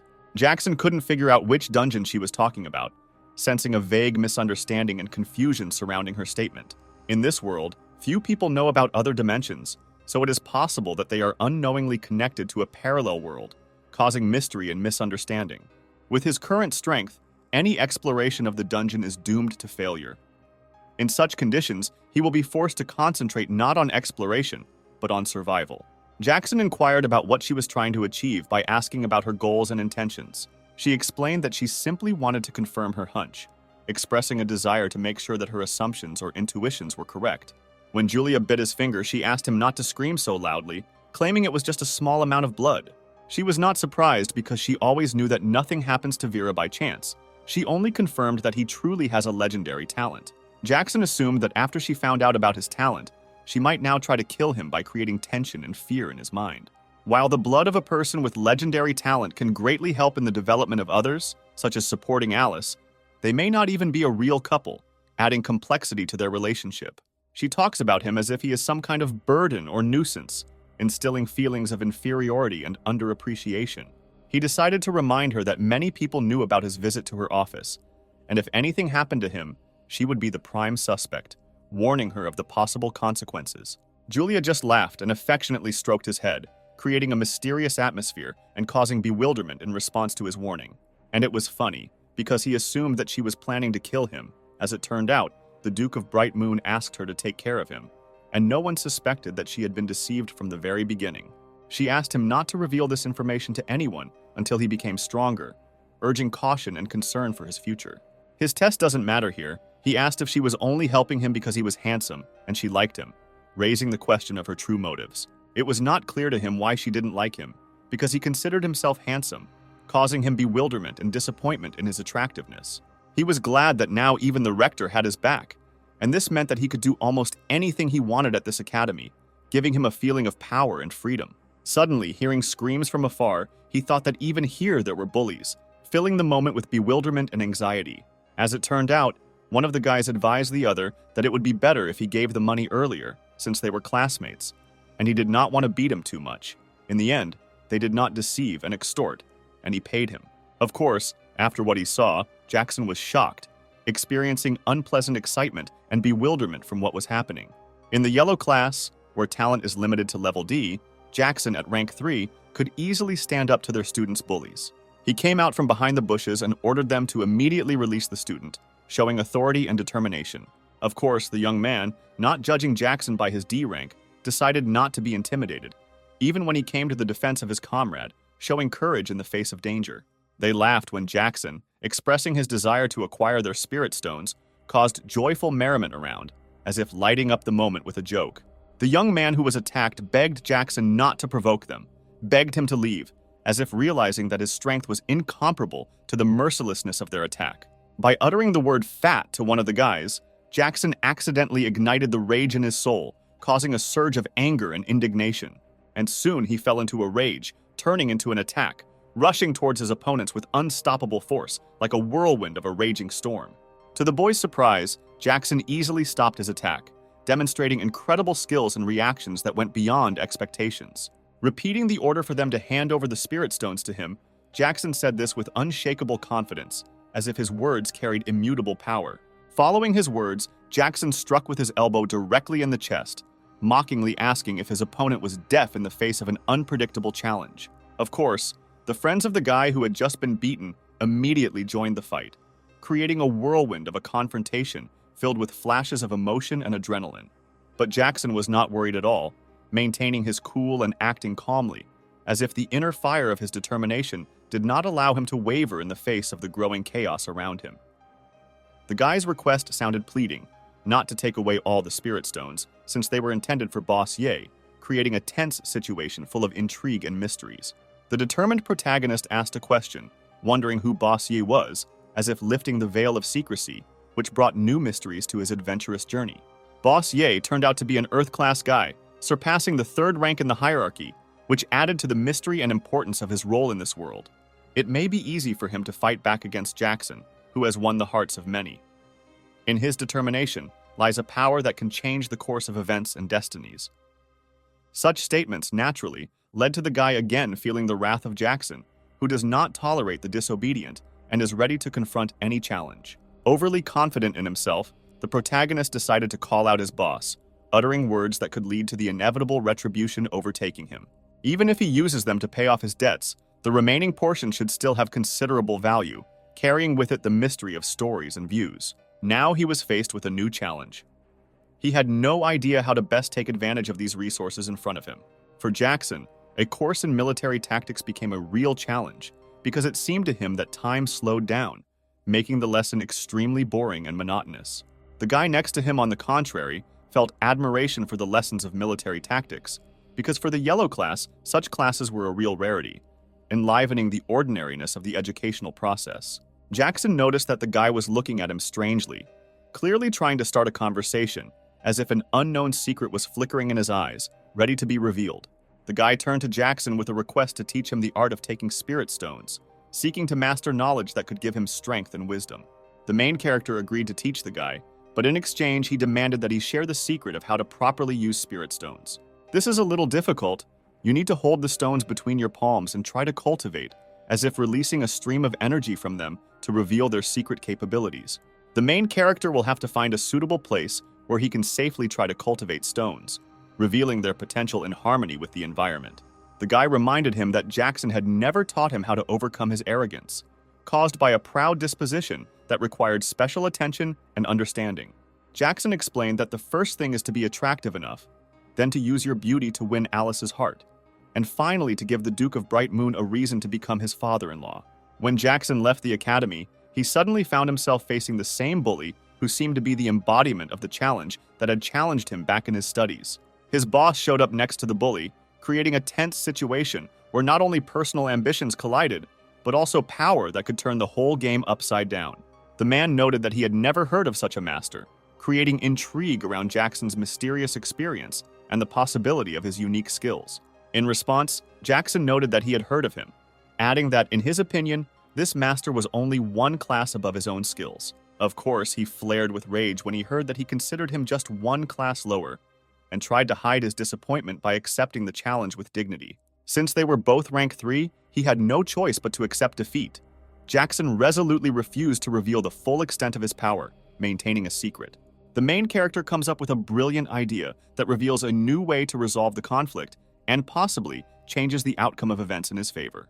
Jackson claimed to be able to defeat him with just a sentence, creating curiosity and preparing for the moment of truth. The boss confidently stated that Jackson could talk as much as he wanted, but if after that he could even move, he would face a crushing defeat, reaching almost half to death. Then he shouted that someone was trying to kill him, and those who appreciated and loved him immediately came to the rescue, expressing their readiness to protect and support him in difficult times. Then he remembered the girl about their agreement, which became a guarantee of fidelity and mutual support, as if resurrecting the moments when they promised to be there for each other in the most difficult situations. Of course, the man, after making a meaningful statement, laughed in response, appreciating the resourcefulness and unexpected development of events in his favor. But to everyone's surprise, the boss felt a sharp pain, as if a secret power, long hidden in the shadows, began to manifest itself with incredible force. As it turned out, he was attacked with a whip directly from behind, revealing an unforeseen source of pain that instantly interrupted his moment of victory. And then they attacked again, but not from behind, creating chaos and an unexpected turn in the battle that forced everyone to reconsider their plans. Everyone present could not understand what had happened because it was too unexpected and mysterious, creating an atmosphere of uncertainty and anxiety around themselves. Strangely enough, it turns out that Charlotte was behind the attack, adding a new element of mystery and intrigue to the plot that remained unresolved. And yet Jackson was right, because with one sentence, he attracted 3 beauties, placing pieces on a chessboard of struggle for power and attention. Charlotte simply asked how he was not ashamed to call for help, raising the issue of pride and values that could be jeopardized by his actions. He admitted that, planning to use hidden weapons to attack, they anticipated his intentions and arrived early, disrupting his plans and adding a new dynamic to the conflict. The girl explained that she was forced, and in a normal situation, she would never have supported him, revealing the complexities and external influences behind her decision. The teacher rushed over when he heard the noise and asked what was going on, introducing an element of unpredictability and suspense into the plot. Grace announced that this was a discipline teacher known to dislike students who create disturbances, adding an element of tension and possible consequences. The bully immediately ran to the teacher with a request to restore justice, introducing a new turn of events and raising the issue of punishment and the concept of justice in their world. He began to explain that a freshman in the yellow class, Jackson, was taking aggressive actions against others, causing concern and questioning his behavior. The main character began to explain that there were many witnesses who could confirm that he was not the first to start the aggression, introducing new aspects and evidence into the investigation. Here, abruptly and unexpectedly for everyone, the girl announced that it was she who beat Jackson, introducing a twist in the plot that turned the idea of the causes of the conflict upside down. All the guys around were annoyed that the 3 beauties were showing interest in Jackson, creating an atmosphere of jealousy and competition in the world of student relationships. The teacher asked the bully whether Deborah had actually attacked Jackson, introducing an element of doubt and emphasizing the importance of accurately understanding what was happening. He began to say that Jackson was the first to provoke the conflict, after which the 3 girls attacked the boss, highlighting a different perspective on the situation and raising questions about the roots of the conflict. The main character began to say that every woman is obliged to protect a handsome man, and of course, they will protect him. If someone doesn't like it, they should contact the rector, emphasizing their position and readiness to defend their beliefs. The teacher somehow decided that the bully was to blame and hit him hard, creating a shocking turn of events and raising questions about the fairness of the teacher's actions. Of course, Jackson did not expect such a development of events and was slightly in shock, encountering unexpected violence from a teacher for the first time. He began to explain that Deborah was one of the few rank 5 experts in their academy, and if she beat someone, then it was undoubtedly not her fault, bringing a new aspect to the situation and raising doubts about the teacher's approach. If the bully had also reached rank 5, his treatment would be favorable, in accordance with the rules of Bright Moon Academy, where strength is considered a virtue. If you break the rules, you must be punished. 800 laps around the field, highlighting the strictness and uncompromising nature of discipline at their academy. When the teacher finished, he declared that everyone could return to their activities, creating relief from a tense moment and returning balance to their routine. Charlotte reported that the teacher's blows were 10 times stronger than her whip, noting that Jackson was truly unlucky to face such punishment. Charlotte couldn't understand why Deborah and Grace were so openly supportive of Jackson, adding mystery to their relationship and raising questions about hidden motives. Jackson announced that they had known Grace for a long time, and Deborah was her sister's friend, which quite naturally explained their willingness to protect him, clarifying the connections and friendships that had developed over time. The girls who came up behind her wondered why she suddenly disappeared from the cultivation lesson, introducing an element of mystery and emphasizing the unusualness of her behavior. They said that if it weren't for Deborah's father, she might have turned out to be even worse than trash, introducing into the conversation a hint of complexity and difficulty in her life. Jackson couldn't help but notice why Charlotte had gone silent so suddenly, creating a mystery and raising questions about what could have happened. He noted that their treatment of the Duke's second daughter was not respectful and asked if they were afraid that her protection spell might be activated, emphasizing the possible consequences and warning. The girls admitted that they had never heard of such a spell, adding an element of mystery and further misunderstanding to the plot. Jackson began to say that Hertza cast a protective spell on the second miss, so anyone who harmed her would receive equal damage. Jackson suggested that the girls test his words by pointing to the rocks so that they would be convinced of the veracity of his statements, adding an element of evidence to what was happening. Everyone present could not understand where the two girls had disappeared, adding mystery and creating a mystery around their disappearance. As it turns out, the two of them somehow ended up on the pillar, and after that they decided that they would never touch Charlotte again in life, creating a surprising and sudden resolution to the conflict. Jackson realized that even the Duke of Bright Moon was unable to understand his abilities, and it was much easier for him to deceive girls than it seemed. The remaining third girl abruptly began to apologize to Charlotte, expressing regret and understanding of her mistake regarding her second daughter of the Duke. At this time, she looked at Jackson and smiled at him, creating a moment of agreement and understanding between them. In the cafeteria, he asked for more meat, explaining that he was under terrible stress and needed meat to cope with it, introducing an additional element of concern for the character's health.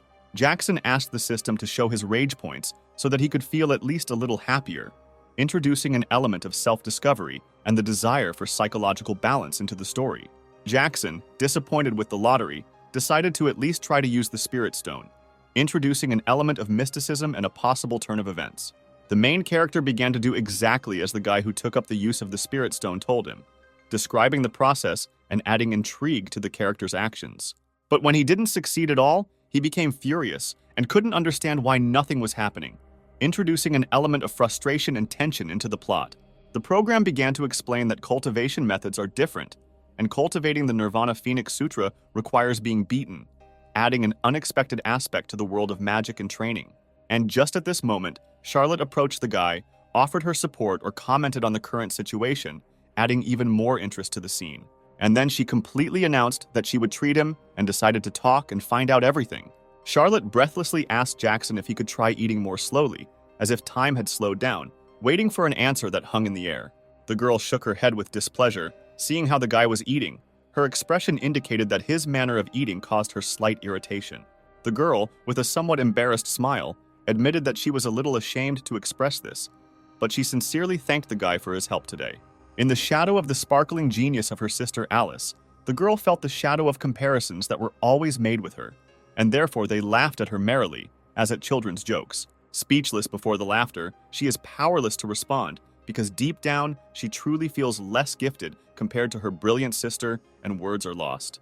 Jackson, feeling her pain, said that it was probably difficult for her and asked her to relax, reminding her that now they were together and would laugh at him because he was worse than her. Besides that, everyone has their own strengths, and perhaps her true advantage is not cultivation, which adds variety to their relationship. Charlotte was curious to find out what her own strength was. It was at this point that she began to understand that everyone carries something unique and valuable within them. The guy was noticeably embarrassed because he had known her only for a short time, and it was inconvenient for him to immediately highlight all her strengths, like a puzzle that was just beginning to take shape. From the experience, it came out that her strength lies in her long legs, an attempt to find inner beauty in a world of excitement and first meetings. Charlotte turned to Jackson with a request to look at something, as if the spark of interest in her eyes opened up new horizons and promises. A surprisingly strange situation arose between them, as if the invisible threads of fate were supporting the fabric, and they found themselves in an unusual but attractive interaction. Jackson was delighted, collecting a lot of rage points, and decided that he should include the girl in his adventures more often, as if she had become an integral part of him. Liam, the same man who extorted money from the guy, asked how his debt was going. The main character admitted that he had no money and asked to take spirit stones as payment, as if offering something more valuable and mysterious in exchange for material things. The man, frankly nervous, understood that the head of the sect was trying to take his life, and not just take the money, as if a dark whirlwind of fate was rising around him. The man reported that he had paid the principal but not the interest, realizing that he would now have to pay with his life for the unpaid interest, like a dark debt with deadly consequences. A few seconds later, thoughts burst into the man's head, like a swarm of questions and doubts flying at him, creating internal noise and disorder. It turned out that it was Charlotte, who, realizing what she had done, asked if this would be enough to pay off the debt in the form of interest, as if she were trying to restore the balance. The man asked Charlotte why she didn't ask why Jackson owed money, as if trying to uncover secrets that could change the picture of what was happening. The man handed Jackson some piece of paper, as if trying to reveal a new chapter of this complicated story in the ink handwriting of mysterious events. Having received the piece of paper from the man, Jackson instantly tore it up, as if trying to avoid revealing a secret that could affect his fate. Jackson's action, instantly tearing the paper, aroused the man's wariness, for grinding paper into dust is not an ordinary art. Now he had to report this to the head of the sect, but the main character abruptly stopped him and asked who said that he was allowed to leave, as if creating an atmosphere of mystery and unknown threats around himself. The guy defiantly collapsed to the floor and began screaming, accusing the Plum Blossom sect of attempting to rob the academy, as if trying to draw attention to the intriguing scene. The man, naturally, immediately became alarmed, because all these words seemed to be a lie in his opinion, as if a fog had covered the true incident. Of course, the discipline teacher immediately came running to them, the embodiment of order and responsibility, ready to restore peace to chaos. Jackson began to complain to the teacher, claiming that the man had stolen the stones from him, as if trying to use the power of authority to restore justice. Liam immediately began to apologize to the teacher, claiming that it was all a misunderstanding, trying to diffuse the tension and avoid unpleasant consequences. Charlotte also got into the game, supporting Jackson, creating a united front in defense of her interests and truthfulness. Of course, the man in such a situation immediately became alarmed, because he did not know what to do, as if he was at a dead end in front of an unpredictable situation. And then he finally realized who was behind the attempt to frame him, and with a threat in his voice, he promised the guy that his days were numbered. Well, of course, the teacher did not allow him to carry out the threat, and in response, he instantly collapsed to the floor, as if under the influence of an invisible force of discipline. Jackson told him to be grateful for this lesson, and strongly suggested that it was time to stop robbing others, as if emphasizing the importance of self-discovery and change in one's life. When a man became too aggressive, the teacher was ready to intervene, like a law enforcement officer, ready to prevent possible violence and maintain calm. The teacher, nevertheless, decided to calm the situation and began to act like an experienced mediator, trying to restore balance and lead to calm. Then an explosion sounded around the man, as if a whirlwind of unexpected events swirled around him, leaving mysterious traces and questions in the air. Also, in addition to all of the above, the man had some problems with his legs, as if misfortune had overtaken him from all sides at once, creating a dark cloud of adversity. The teacher stated that he did not care what the Plum Blossom sect was doing outside, but emphasized that bullying his students was absolutely unacceptable, as if asserting his defense in the face of lawlessness. Of course, the main character was happy, because now he didn't even have to strain. the teacher took over the protection, like a savior who came at a difficult moment. The teacher picked up some secret technique and began to use it, as if opening the gate to unknown methods of restoring order and control. Then the bags of stones began to rise in their own way, as if embodying a mysterious power and influence that no one had previously known about. He asked the main character if the man had stolen anything except spirit stones and money, as if hoping for an honest answer in a situation full of mysteries. After the man objected, the teacher asked if he needed to use physical force again, as if to emphasize that the decision lay in the hands of the interlocutor. But he explained that the spirit stones were theirs, and the money his own, as if trying to restore balance in the blurred world of relationships and interests. Jackson began to taunt the man, declaring that their family had no use for his measly few silvers, as if swaying the balance of power and influence in his favor. The teacher completely trusted Jackson's words and was ready to take action against the man, as if he had become the guardian of justice in this complicated story. In conclusion, he emphasized that the Plum Blossom sect would never let Jackson go, as if challenging the future shadows that could lie in wait for him ahead. On a wave of emotion, the main character announced that this time he was hosting and invited Charlotte to join him, as if creating a new twist in the plot and anticipating unexpected events. Suddenly, a strange man appeared behind the couple and said that in 2 days Jackson would not have time to eat, hinting at inevitable changes in their future. Charlotte reveals that it is a young craftsman, Noah, who is the main competitor in their family's weapons industry, introducing a new element of rivalry and tension into the plot. The guy argued that the term competitor was used incorrectly, their spiritual factory was out of order, and the family was doomed, highlighting the inevitable changes and the plight of their family. He stated that he would kill for his family in a family competition that both sisters would marry him, adding an element of tension and determination to the family dynamic. Jackson asked if he realized that brash people like him usually end badly, emphasizing the inevitability of retribution for those who take overt action. Of course, the man flared up with rage after such an act. Emotions filled him like a raging fire, ready to collapse on an obstacle. Jackson emphatically stated that no one was superior to him, emphasizing that respect should be earned by him and not the other way around. Noah, having concluded that there was no need to wait for competition, decided to resolve everything immediately, starting right now to finally settle things with the guy. In parting, Jackson simply noted that they were both still part of the academy. Despite Jackson's warning about belonging to the academy, the man could not restrain his impulse and decisively began to attack the guy without slowing down. When Jackson attempted an attack, the man decided to use a magical barrier, which prevented Jackson from breaking through. But suddenly, when everyone was on guard, Alice suddenly appeared behind the man. Her appearance added even more mystery and uncertainty to the situation, causing everyone to freeze. A moment later, she instantly struck him, demonstrating her unexpected strength and agility in this tense confrontation. Despite this, Noah was still able to stand on his feet, showing extraordinary endurance and determination in the fight.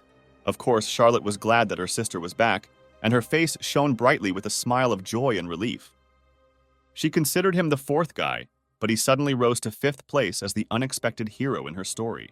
He stated that her talent had always stood out in family rivalries, but now that she had reached level 5, he had taken away her advantage, turning family battles into equal duels. Finally, he only said that today he would save his husband's life. In addition, he decided to emphasize that she should prepare herself because she would end up begging him to marry her. Jackson immediately began to explain that he allegedly tried to kill him, although he himself did nothing of the kind. Having protected Charlotte, he felt somewhat relieved, as if a weight had been lifted from his shoulders and a ray of light settled in his soul. He felt joy because it seemed that his wife no longer held such a deep feeling of hostility towards him. This brought him indescribable comfort. Suddenly, it turned out that Alice happened to be nearby and came to return home with them.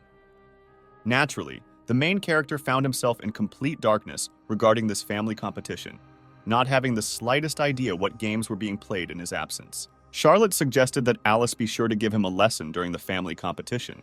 In the end, Jackson decided not to remain in the dark and actively inquired about what the family competition was about, trying to reveal all its secrets and nuances. The Chu and Yuan families have been feuding for many years, but due to the interference of the imperial court, their rivalry cannot take place openly. So, every year, before the dungeon opens, they compete for market share. For Jackson, only one thing became clear. The dungeon was not always accessible, which emphasized its uniqueness and made him want to unravel its secrets in limited periods. Alice also emphasized that all representatives of the younger generation are obliged to participate, and the guy is no exception. A total of 10 rounds are planned in the competition, and if Jackson participates in them, then his family automatically loses one of the rounds. Alice noticed that the man's weapon was somehow supported during her attack. Perhaps they were able to call for help from outside. The protagonist asked them not to be so gloomy and asked if it would be a problem if he guaranteed victory in his round. He added that her natural beauty deserves brightness and a smile, and therefore gloominess does not match her charm. Alice, hearing these words, suddenly felt a blush flush into her cheeks, as if an invisible thread connected her heart with the feelings that she suddenly began to realize. Charlotte sharply noted that his chatter was unlikely to help him survive, let alone win the round. There is still half a month, and he has enough time to rise from the 3rd rank to the 5th. Alice noticed that Jackson had undergone significant changes, and her feelings for him were no longer so filled with hatred. At that moment, Lolita met the family, beaming with her usual joy, despite the shadows of past strife, and like a ray of sunshine, she illuminated the moment of meeting. Jackson asked if she really missed him so much that she greeted him so happily. Well, of course, Lolita was absolutely not ready to meet him, and, expressing her surprise, asked why he suddenly appeared here. He explained this by saying that they were still husband and wife, and she came for him in a carriage. Lolita, her eyes sparkling with anger, was ready to beat him to death. A volcanic rage boiled in her heart, like a storm tearing apart the skies with its furious thunder. And Jackson, frightened by Lolita's Easter egg gaze, immediately began to hide behind his wife, like a little boy seeking refuge under his mother's wing. As he approached Alice, he felt that her body was like ice, but her figure was stunning with its beautiful grace, like the art of elegance embodied. Of course, Alice didn't particularly like all this, and she glanced at the guy. Lolita, sarcastically whispering insults, began to ask the guy how he managed to survive until today, given that a mortal threat was chasing him. Alice felt a slight tension after the words were spoken. Her gaze cautiously slid over her surroundings, like a sensitive hunter waiting for hidden danger. Lolita had to quickly come up with an excuse. She expressed the thought as if she meant that it would be better if someone got rid of him so that she would not have to face this pathetic sight. The main character turned to his wife, asking for help. A shadow of concern flashed in his eyes, as if she were the last hope in a world plunged into chaos. Jackson began to reveal that the people from the Plum Blossom sect were actually chasing him. The last time he was struck by lightning, the 12th member of the sect was seeking to take his life. Alice, having met Jackson's dissatisfied words about the Plum Blossom sect, could not understand how he could offend them. Her eyebrows bowed in bewilderment, as if deciphering a riddle. Jackson, realizing that Lolita had too much detailed knowledge about the Plum Blossom sect, felt a slight tension, as if an invisible shadow of suspicion was clouding his trust. Alice reported that the strength of the Plum Blossom sect is by no means small. Even her father cannot attack them without good reason, revealing secrets that even family ties cannot be broken. Jackson communicated that if using the power of family was not possible, he had another way, and she just had to go with it, opening the door to unknown possibilities. Alice said that if she just stayed nearby, she would agree, as if melting in the wrong light, where every moment was filled with mysteries and possibilities. She also asked not to call her wifey, as she did not like it, as if words could create an invisible wall in their relationship, and she preferred to maintain her individuality. Jackson said that there was no problem with this. They would simply call her by name, as if giving her freedom of choice, eliminating unnecessary barriers in their communication. Upon arrival at the casino, Jackson immediately began to call the manager, because he was impatient to play, as if the excitement was beckoning him into the arms of his skillful cards and roulette. Jackson began to explain his choice of location, claiming that this casino was the Plum Blossom sect's largest business and could be said to be their economic mainstay. The protagonist sought to deprive them of this income, as if intending to strike at the financial pillar of the Plum Blossom sect and destroy their fragile stability. All those present immediately began to discuss the new guests, as if a whirlwind of conversation was spinning around them, revealing the mysterious threads of their arrival. Alice began to say that her family despises gamblers, and if he loses everything, then she will not help him, as if warning him against losing not only his money, but also her support. Jackson stated that their whole life is a gamble, because there is always a risk, but he is not going to lose. He claimed that she is here so that they pay him all their debts. The manager expressed his concerns, saying that he was afraid that Jackson would leave here with broken legs and arms, as if anticipating the possible consequences of a failed conversation. Jackson expressed surprise that the 12th member of the sect had not yet died, claiming that he was, as always, just a talker, as if ironically commenting on his incredible survival. Alice realized that the Plum Blossom sect was really willing to kill Jackson. They would not attack someone so useless just like that, as if revealing a sinister plan in their actions. The manager immediately ordered everyone to kill him, promising a reward to whoever completed the task, as if challenging and raising the stakes in this dark game. Jackson, without losing his characteristic manner, immediately began to hide behind his wife, as if seeking refuge from an impending threat, and again trusting her with his protection. Of course, Alice did not like this, as if she did not expect her husband to use her as a shield in a dangerous game, and dissatisfaction was reflected in her gaze. He unfolded the story of her family, describing important moments and details, making her remember and relive past moments. Now she could not ignore the worries that overwhelmed her heart. And when he started talking about her family, revealing important points and details, she could no longer ignore this situation. Then chaos began in the casino, where the whispers of temptation, the flickering light of excitement, and the cries of the winners merged in a whirlwind of gambling excitement. Realizing that with Alice coming into the picture, even if everyone except the sect master joined forces against her, 12 realized that she would still be able to defeat them.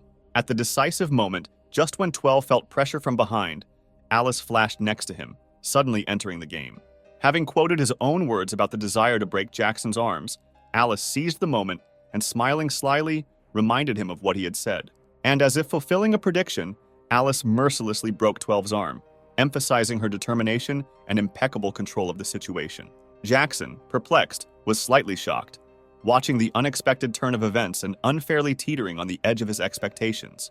The main character was afraid to imagine how this raging anger raging around would be directed directly at him, making his heart beat even faster with anxiety.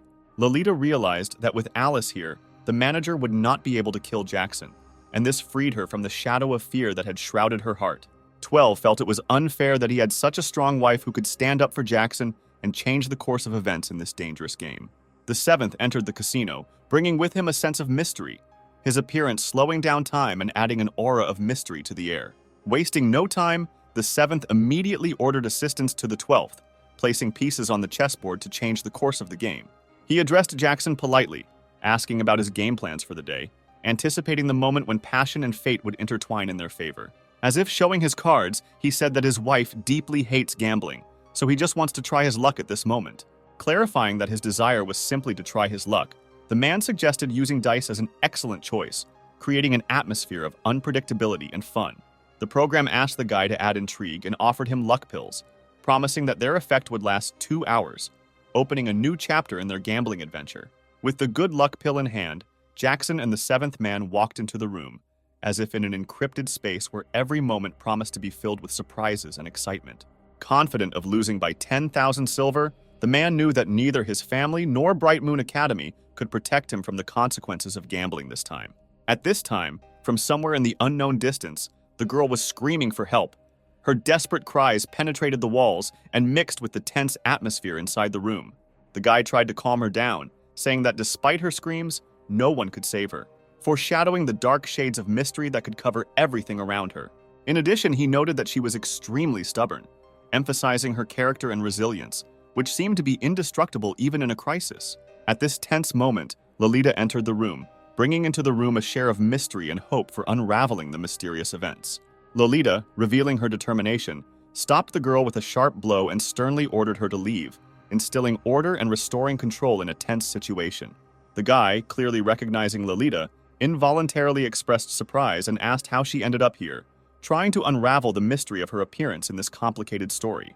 Lolita reported that Jackson was already at the casino, while pointing out that the guy was still here and engaged in violence against girls, as if exposing the dark secrets that were hidden within the walls of the establishment. Lolita explained that this time Jackson is in company with Alice, emphasizing that now the guy will not be able to collect his debt from him, introducing a new element of intrigue into their complicated plot. Indifferent to who came, the guy realized that while in the casino, he should not even think about winning, calling for unbridled immersion in the gambling atmosphere. Following this, the guy instantly received a strong blow right in the face. Someone decisively put an end to his indifference, introducing an unpredictable twist into the plot.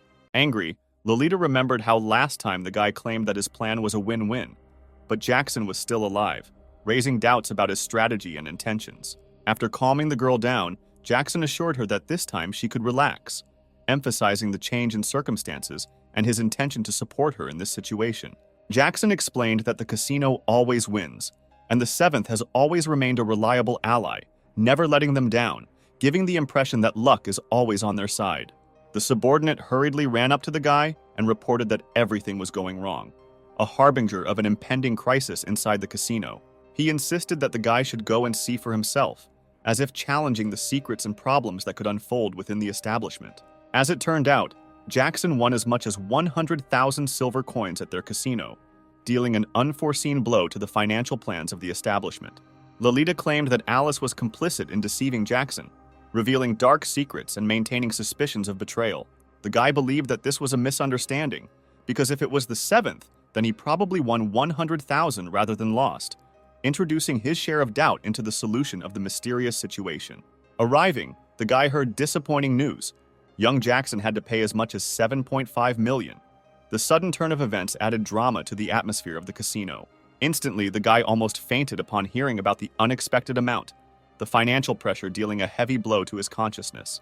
Of course, the furor caused by this unexpected news immediately gathered many people around the guy, creating a center of attention and anxiety in the casino. In addition to everything, the main character also mocked them, declaring that all this was boring and uninteresting, giving the situation a shade of defiant indifference and sarcasm. Jackson declared that enough was enough for today, demanding payment and emphasizing his determination to end the situation. After refusing to pay Jackson, the man regretted it, realizing the possible consequences and shedding light on his own mistakes. Alice asked if they wanted to force him to gamble until he lost all his money, raising the possibility of violence and gambling.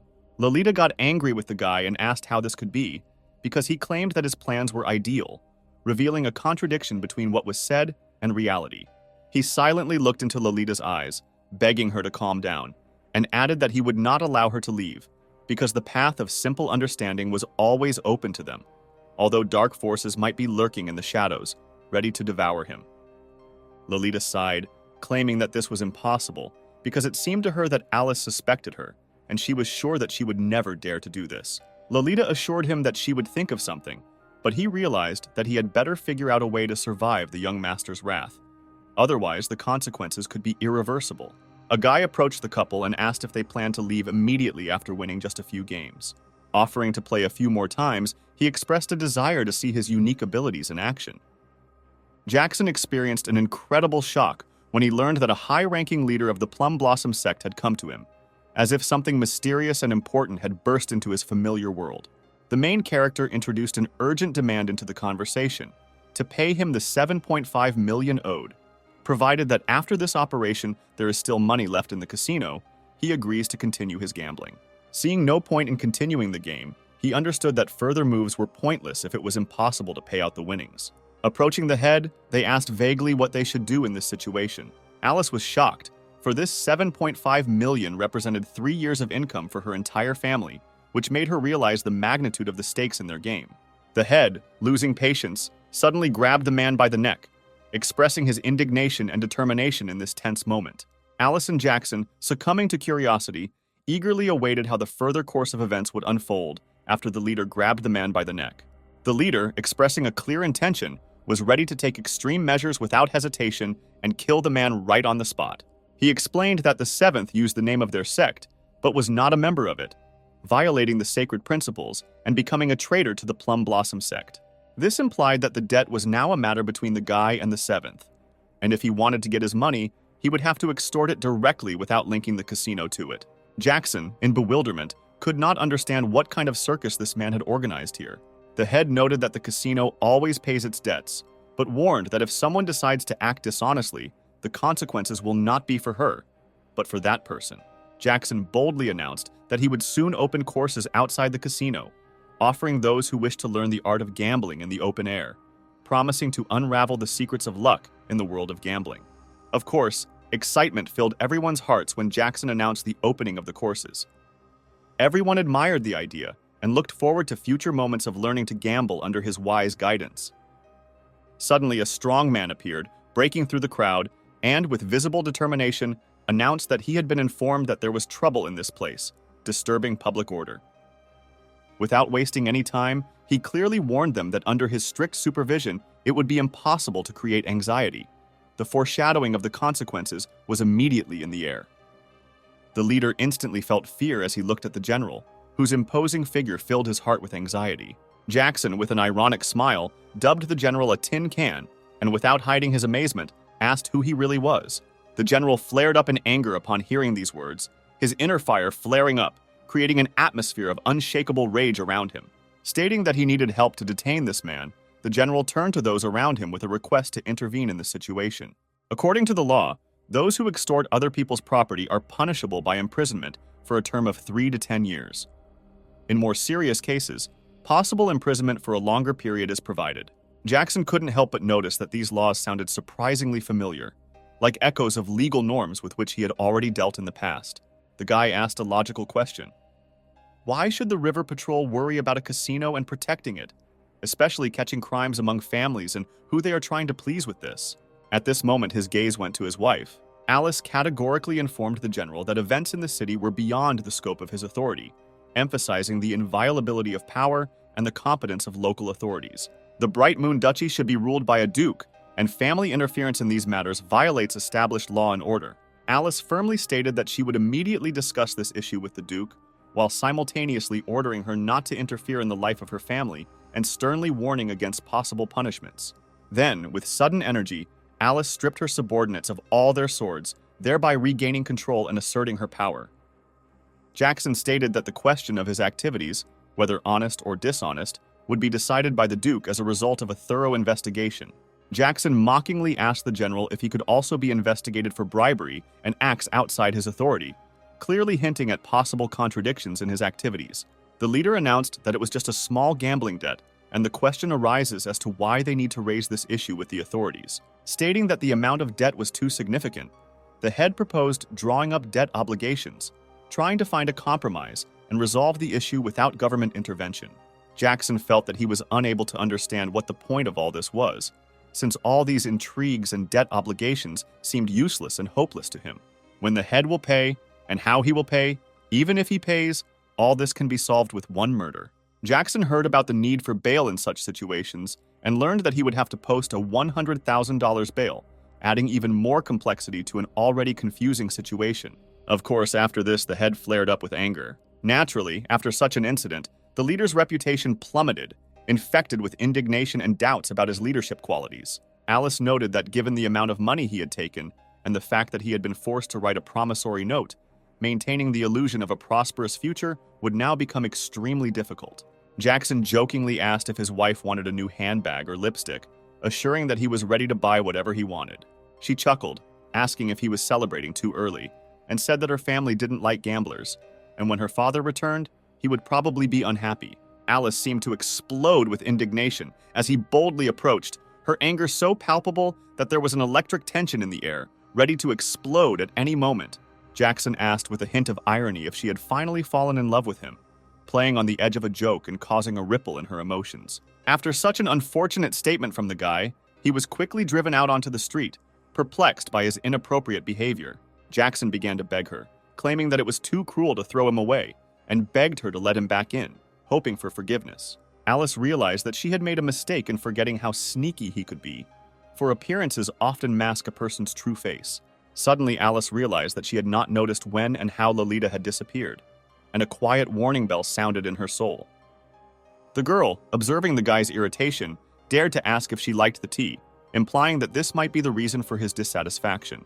As it turned out, this entire episode took place inside one of the richest families of Bright Moon, and the main character was the young mistress of the family. The guy replied that he was ready to drink her tea every day, demonstrating his willingness to reconcile and neutralize tension in the relationship.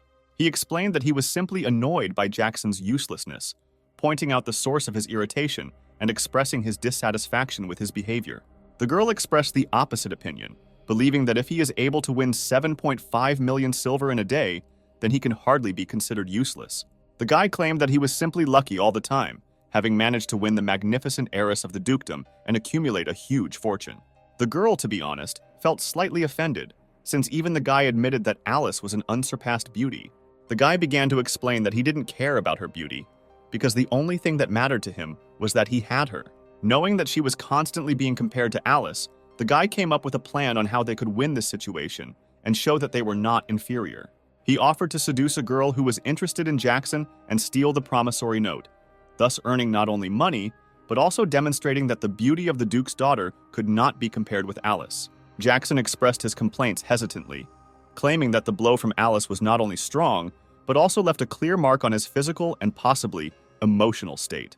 He expressed amazement as before he even crossed the threshold, he was already feeling nervous and gaining anger points after Alice's strong blow. Jackson's face showed a surprised reaction as he realized the extraordinary power and impact of this incident. Jason jumped out as if out of nowhere and quickly walked towards him, ready to listen to complaints and stories about what happened. He said that what happened in the casino had already become known to everyone, and the lady was thinking about how best to kill Jackson. Jackson asked Jason to go and find a house because he needed to stay there for a few days to get away from his growing problems.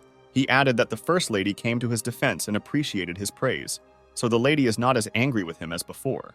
Jackson demanded his money back and noted that next time it was necessary to start with this, pointing out the need for preliminary agreements.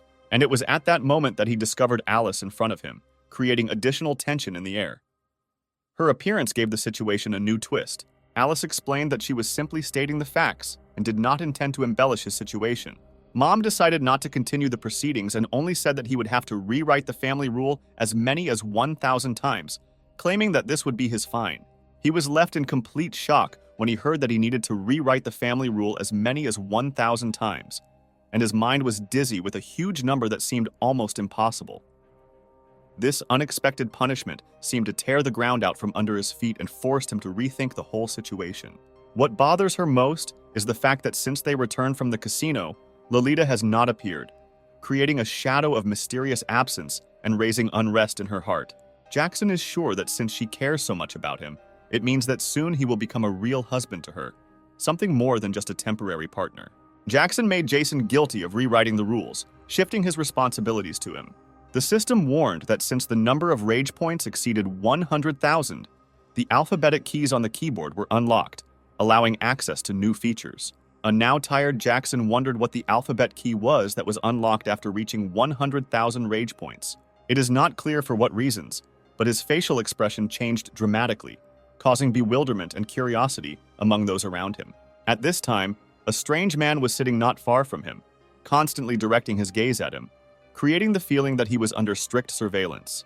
When the elderly man fixed his gaze on him, he became uncomfortable, as if under the influence of someone strange. As always, according to tradition, the guy took part in the lottery, remaining in the hope of luck and unknown opportunities that winning could bring. Jackson received an item called Loving Eyes, leaving him confused and wondering what it could mean.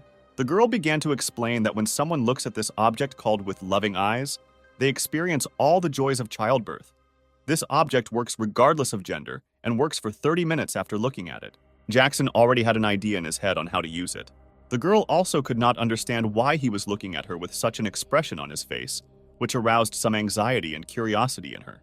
Jackson was interested in the question of whether she could give birth to many sweet and obedient little systems, and funny images of this unusual idea flashed through his mind. Under such circumstances, he felt that he would become much stronger, and perhaps this would open up new opportunities and prospects for him. Jackson realized that if he applied this during battle, it could greatly help him achieve his goals and strengthen his position. Just then, a masked stranger burst into the room, creating sudden tension and forcing Jackson to be vigilant. Of course, Jackson was shocked by what he saw when a masked stranger suddenly burst into his room, causing mixed feelings of fear and surprise.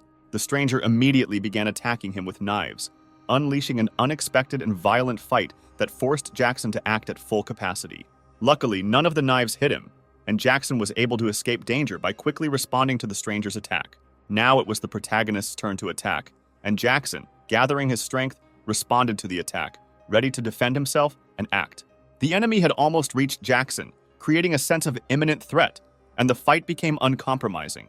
Their battle clearly promised to be difficult, and the tension in the air increased with every moment, instilling anticipation of the unknown and possible changes in the course of the clash. The girl was surprised that the guy was able to destroy her armor with one blow, leaving her embarrassed and defenseless against his skill in battle. Of course, he was surprised when he saw Lolita in front of him, and this moment stopped him in his struggle, creating excitement and misunderstanding in his soul. He asked if she was really so evil that she wanted to kill him, trying to understand the reasons for her sudden appearance in this fight.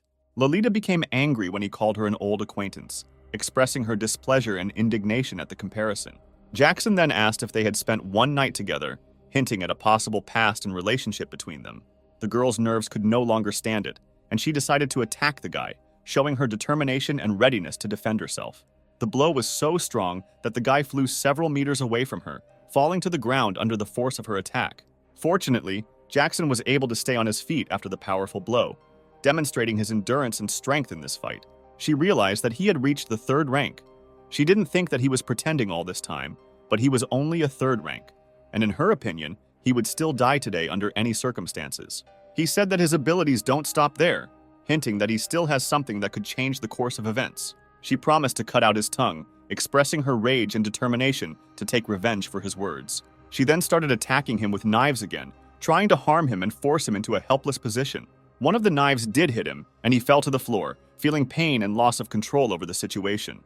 Lolita said that he doesn't even know how to fight, and he's just a common piece of trash, expressing her disdain for his fighting skills. Rising from the floor, the protagonist showed a strong gaze and determination as he prepared to retaliate, clearly showing that his inner fire had only intensified, causing Lolita to feel growing anxiety.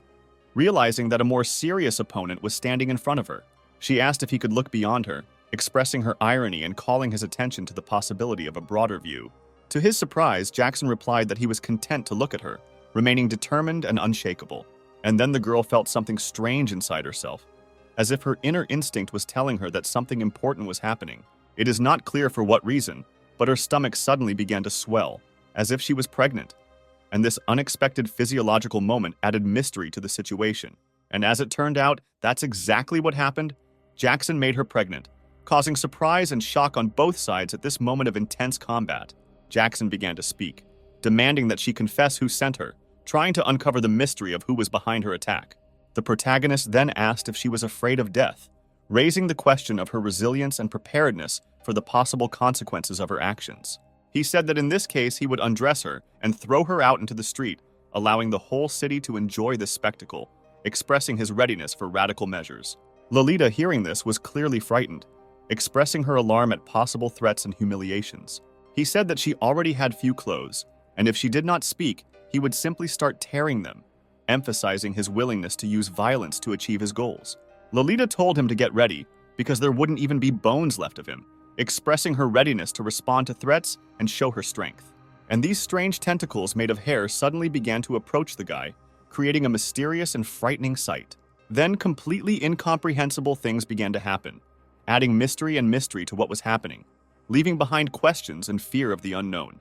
And then Jackson realized that the situation was becoming dangerous, sensing an approaching threat and an inexplicable force. He was only interested in why she became like a jellyfish. The questions that arose only added to the mystery of this strange and dangerous transformation. Lolita angrily stated that she wanted to grind all his bones into dust, expressing her rage and determination to cause him severe bodily harm. The two then began to fight, deploying their unique abilities and using all their strength to defeat each other in this intense fight. Still, the guy was unlucky, and Lolita was able to wound him right in the shoulder, causing a storm of pain and aggravating the current situation. Tauntingly, the girl asked if Jackson was in pain, expressing her superiority at that moment and adding mockery to his suffering.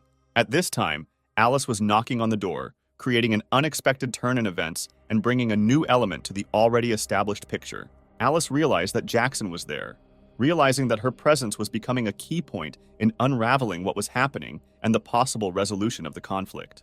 It was because he was distracted that Lolita was still able to strike him, emphasizing the importance of remaining vigilant in such dangerous situations. Realizing that she would have problems, she decided to leave the place and said that next time she would definitely kill the guy, leaving behind a shadow of uncertainty and threat. Entering the room, Alice asked what happened, demonstrating her concern and willingness to understand the situation. Jackson was glad to see Alice. In her appearance, he found support and hope for resolving the problems that had arisen. It was clear from the expression on Alice's face that she was beginning to worry, and she immediately began to wonder what had happened, showing attention to detail and a willingness to help. And Jackson gradually began to lose consciousness, remaining in the fight against his injuries and fatigue from what had happened. The system reported that someone channeled cold energy into his body and saved his life, leaving behind the mystery of the benefactor in this mysterious story. Then he realized that it was Alice, realizing her important role in his salvation and the possible unraveling of the mysteries associated with cold energy. This is the first time he almost died. Apparently, money is not the most important thing in the world, but power plays a much more important role in life. The system said that, in fact, luck is the most important thing. And by the way, he reached the second stage of the third rank, emphasizing the role of chance and his personal progress in this world. Jackson, cursing fate, realized that he had to rise higher, become stronger, in order to one day take revenge on Lolita for the insults that she brought into his life. Jackson, like a thundercloud, directly and uncompromisingly rested on Alice's chest. Lightning of retribution flickered in his eyes, and his heart beat rhythmically, filling him with determination. The main character, feeling guilty, immediately began to apologize to the all-consuming gaze, explaining that he did not want to cause damage intentionally, trying to diffuse the tense situation with his words. Alice, a fifth-level cultivator, looked at Jackson in bewilderment, not understanding how he could survive, because his strength seemed too insignificant to her in comparison with her high level. Jackson hurriedly explained that the reason was simply Alyssa's stomach pain, and when she arrived, he immediately left, wishing her a quick recovery. Alice admitted that she had long suspected Lolita, but the mystery of who was behind her remained unsolved. She wondered, puzzled, why Lolita had attacked Jackson. And even if he had a stomachache, for a rank 5 cultivator it seemed like just a trifle, an insignificant ailment not worth the attention of a real fighter.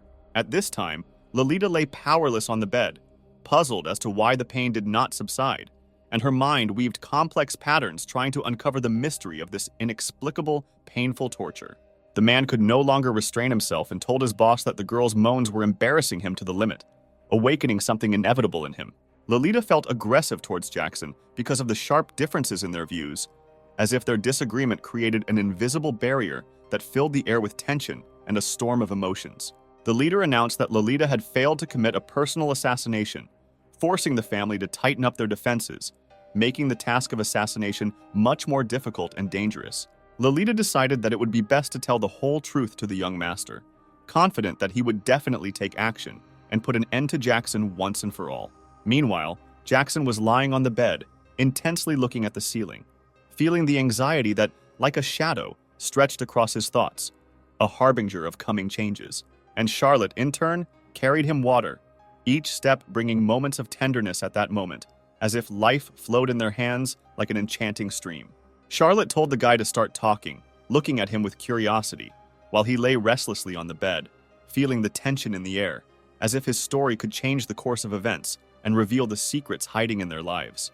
Jackson, naturally, did not catch what she was talking about. Her words seemed to him like an unsolved secret, the essence of which remained beyond his understanding. When the sister told her parents about the situation in the casino, it turned out that she was not there, and her absence became like a mysterious dark spot in the story, raising questions and doubts. Jackson asked why she needed this information, since the family rules clearly prohibit participation in gambling, as if he was trying to reveal the secrets of her interest. And precisely because it was forbidden, her interest was aroused, as if she secretly felt an attraction to the dark and unknown, causing internal conflict in Jackson. Jackson decided that he should restrain himself from being attracted to such a girl, as if aware that this position could become a dangerous stumbling block in his life. Lucy entered the room and, turning to Charlotte, asked why she had burst in here, as if lifting the veil of bewilderment and creating a new point of view on what was happening. At this magical time, they were in a deft position, dancing shadows, floating to the rhythm of an invisible melody, shrouded in the mysterious attraction of the night. She explained her presence by saying that she simply wanted to ask how the guy managed to escape from the 5th-level expert. A mysterious note of surprise sounded in her voice. The man categorically stated that Jackson needed to be cured, emphasizing that he should not be distracted, with an undeniable solemnity in every word. The man noted that at least the doctor would not be groped like some old man, expressing surprise that the situation seemed to have its limits and boundaries. Oscar, with a hint of bewilderment, asked if this was how one should behave when asked for help, as if the question conveyed a caring concern about how to do the right thing.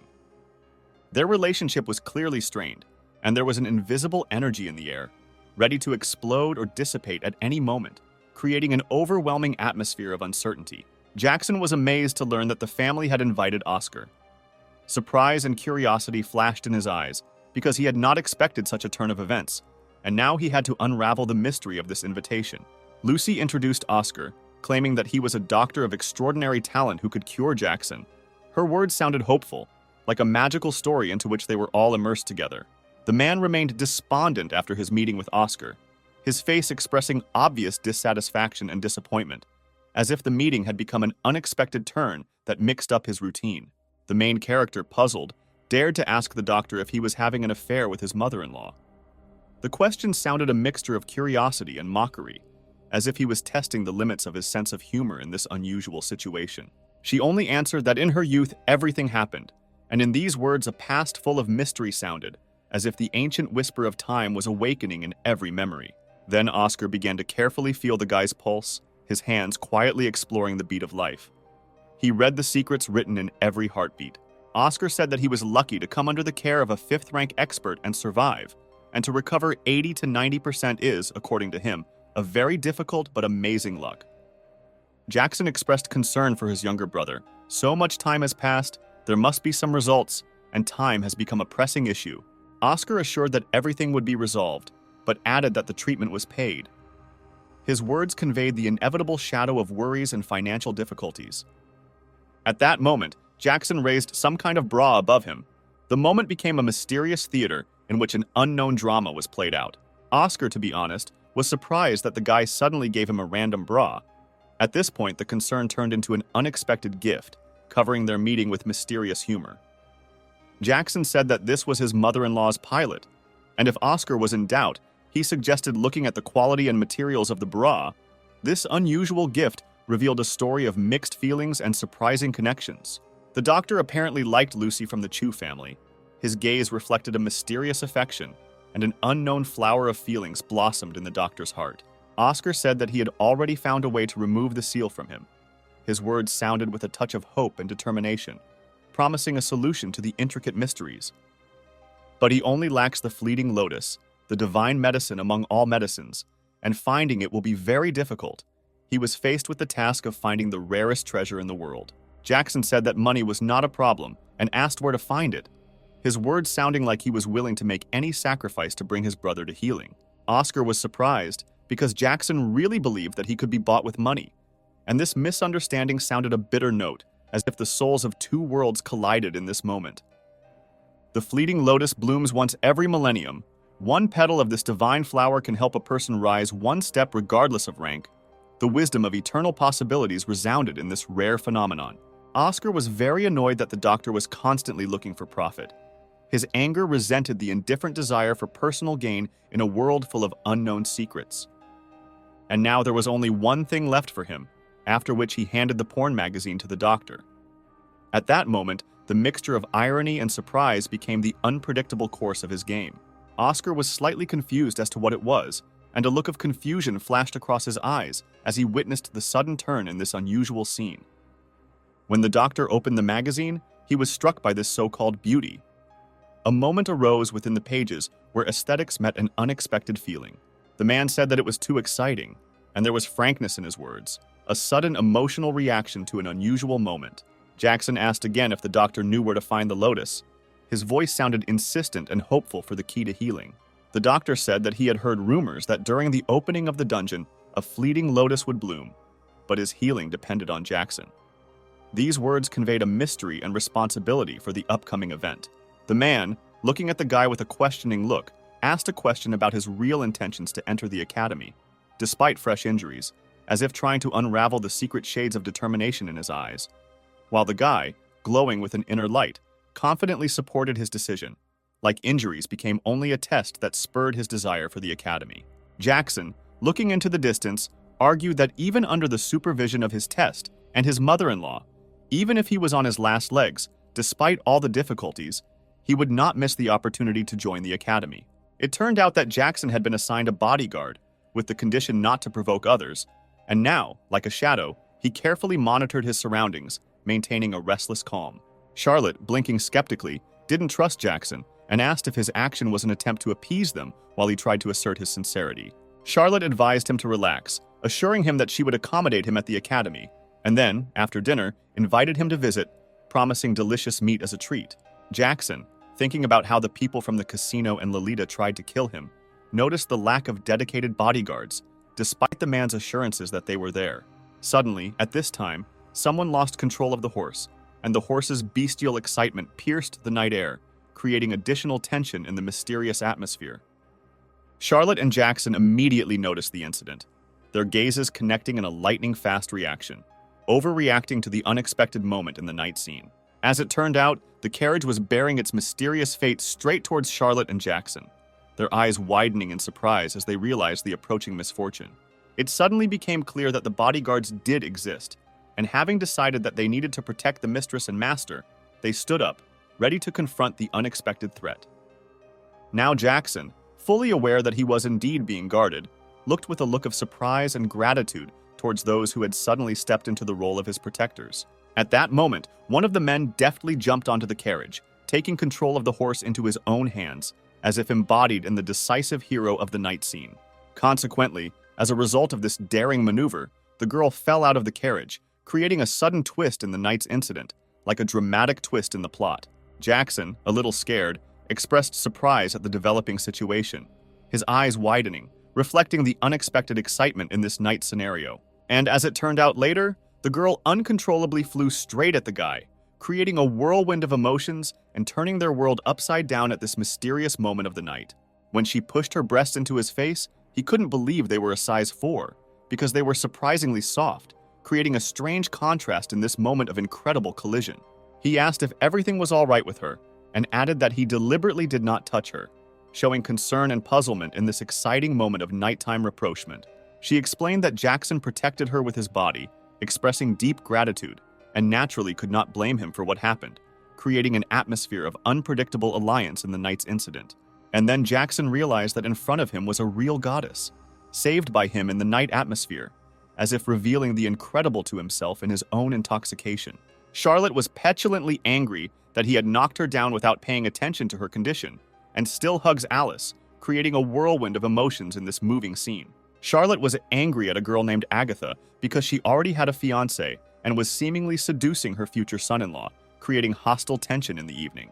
Jackson paused in surprise when he discovered that he had met his bride, Agatha, and his eyes expressed amazement at the unexpected turn in this night's story. Jackson said that Charlotte had spoken nonsense, and they decided to leave, as if leaving mysterious events and unsatisfied intrigues in the air. He justified his behavior by saying that they would be late for the academy, purely because of his impatience to dive into the sea of knowledge, as if revealing his passion for learning. But Agatha's curiosity suddenly awoke, as if a mysterious touch flashed in her eyes, pointing to the potential secrets of the story unfolding before her. When the girl approached the man, she admitted that she was unable to take on a debt obligation from Jackson, revealing details of an unclear story where financial obligations played a role. The man claimed that if it were not for family responsibility, he would have cut off the hand with which he touched her, embodying threat and severity in his words. The girl begged him not to worry, assuring him that she would definitely collect the debt as soon as she could meet with him and resolve the issue, bringing easing to the tense situation. Charlotte was curious whether Jackson should be considered a gentleman or just an idiot, since she had succumbed to his influence, and he, in turn, showed no interest in her. Charlotte was still angry at how he had shut her up, retaining a feeling of resentment and dissatisfaction from this unexpected episode. Jackson noted that in addition to her appearance, she is also exceptionally gentle and feminine, suggesting that Charlotte take an example from her in this regard. And as a continuation of the conversation, he emphasized that it is important to appreciate not only external qualities, but also internal beauty in order to find true inspiration within yourself and around you. The protagonist suddenly realized how powerful her whip was, remembering her strength and determination, which added an unexpected element to their interaction. The rector approached Jackson, disrupting the flow of events and giving the situation an aura of formality, as if introducing a new element into their nightly story.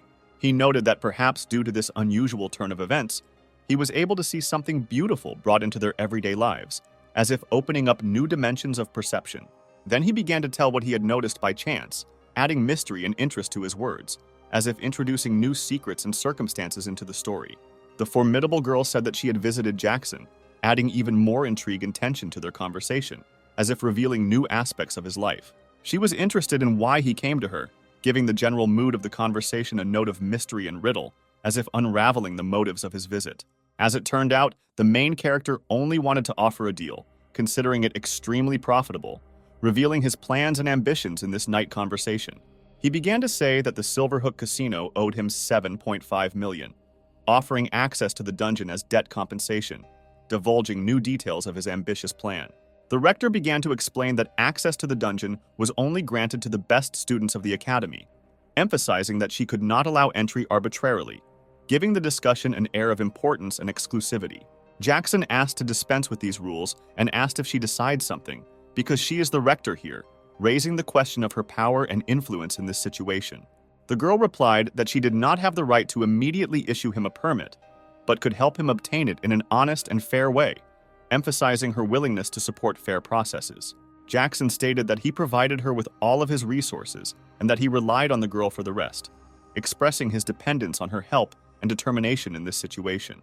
She couldn't understand why he suddenly decided to reveal his talent. Perhaps something scared or worried him, introducing instability into their previously calm environment. As a student at Bright Moon Academy, he is always guaranteed protection, allowing him to use his powers as he pleases and not be afraid of anyone, creating an atmosphere of freedom and confidence. Of course, after this, Jackson was a little confused and simply agreed, accepting the protection and settlement of the situation offered to him.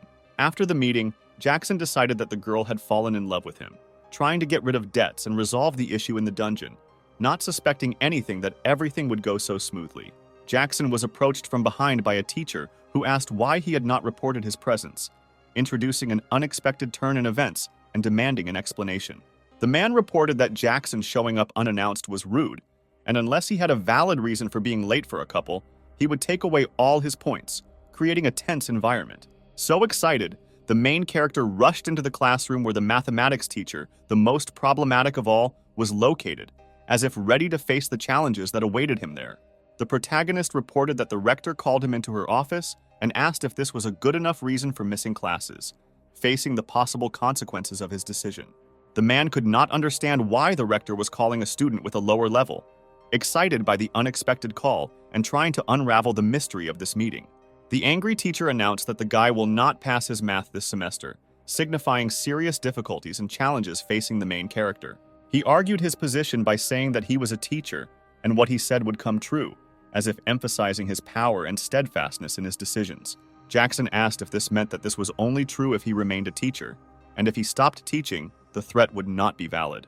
Jackson, angry, expressed that it is the teacher's duty to teach and educate the younger generation, and if he cannot teach something, then he considers himself unworthy to be a teacher, causing tension in the atmosphere.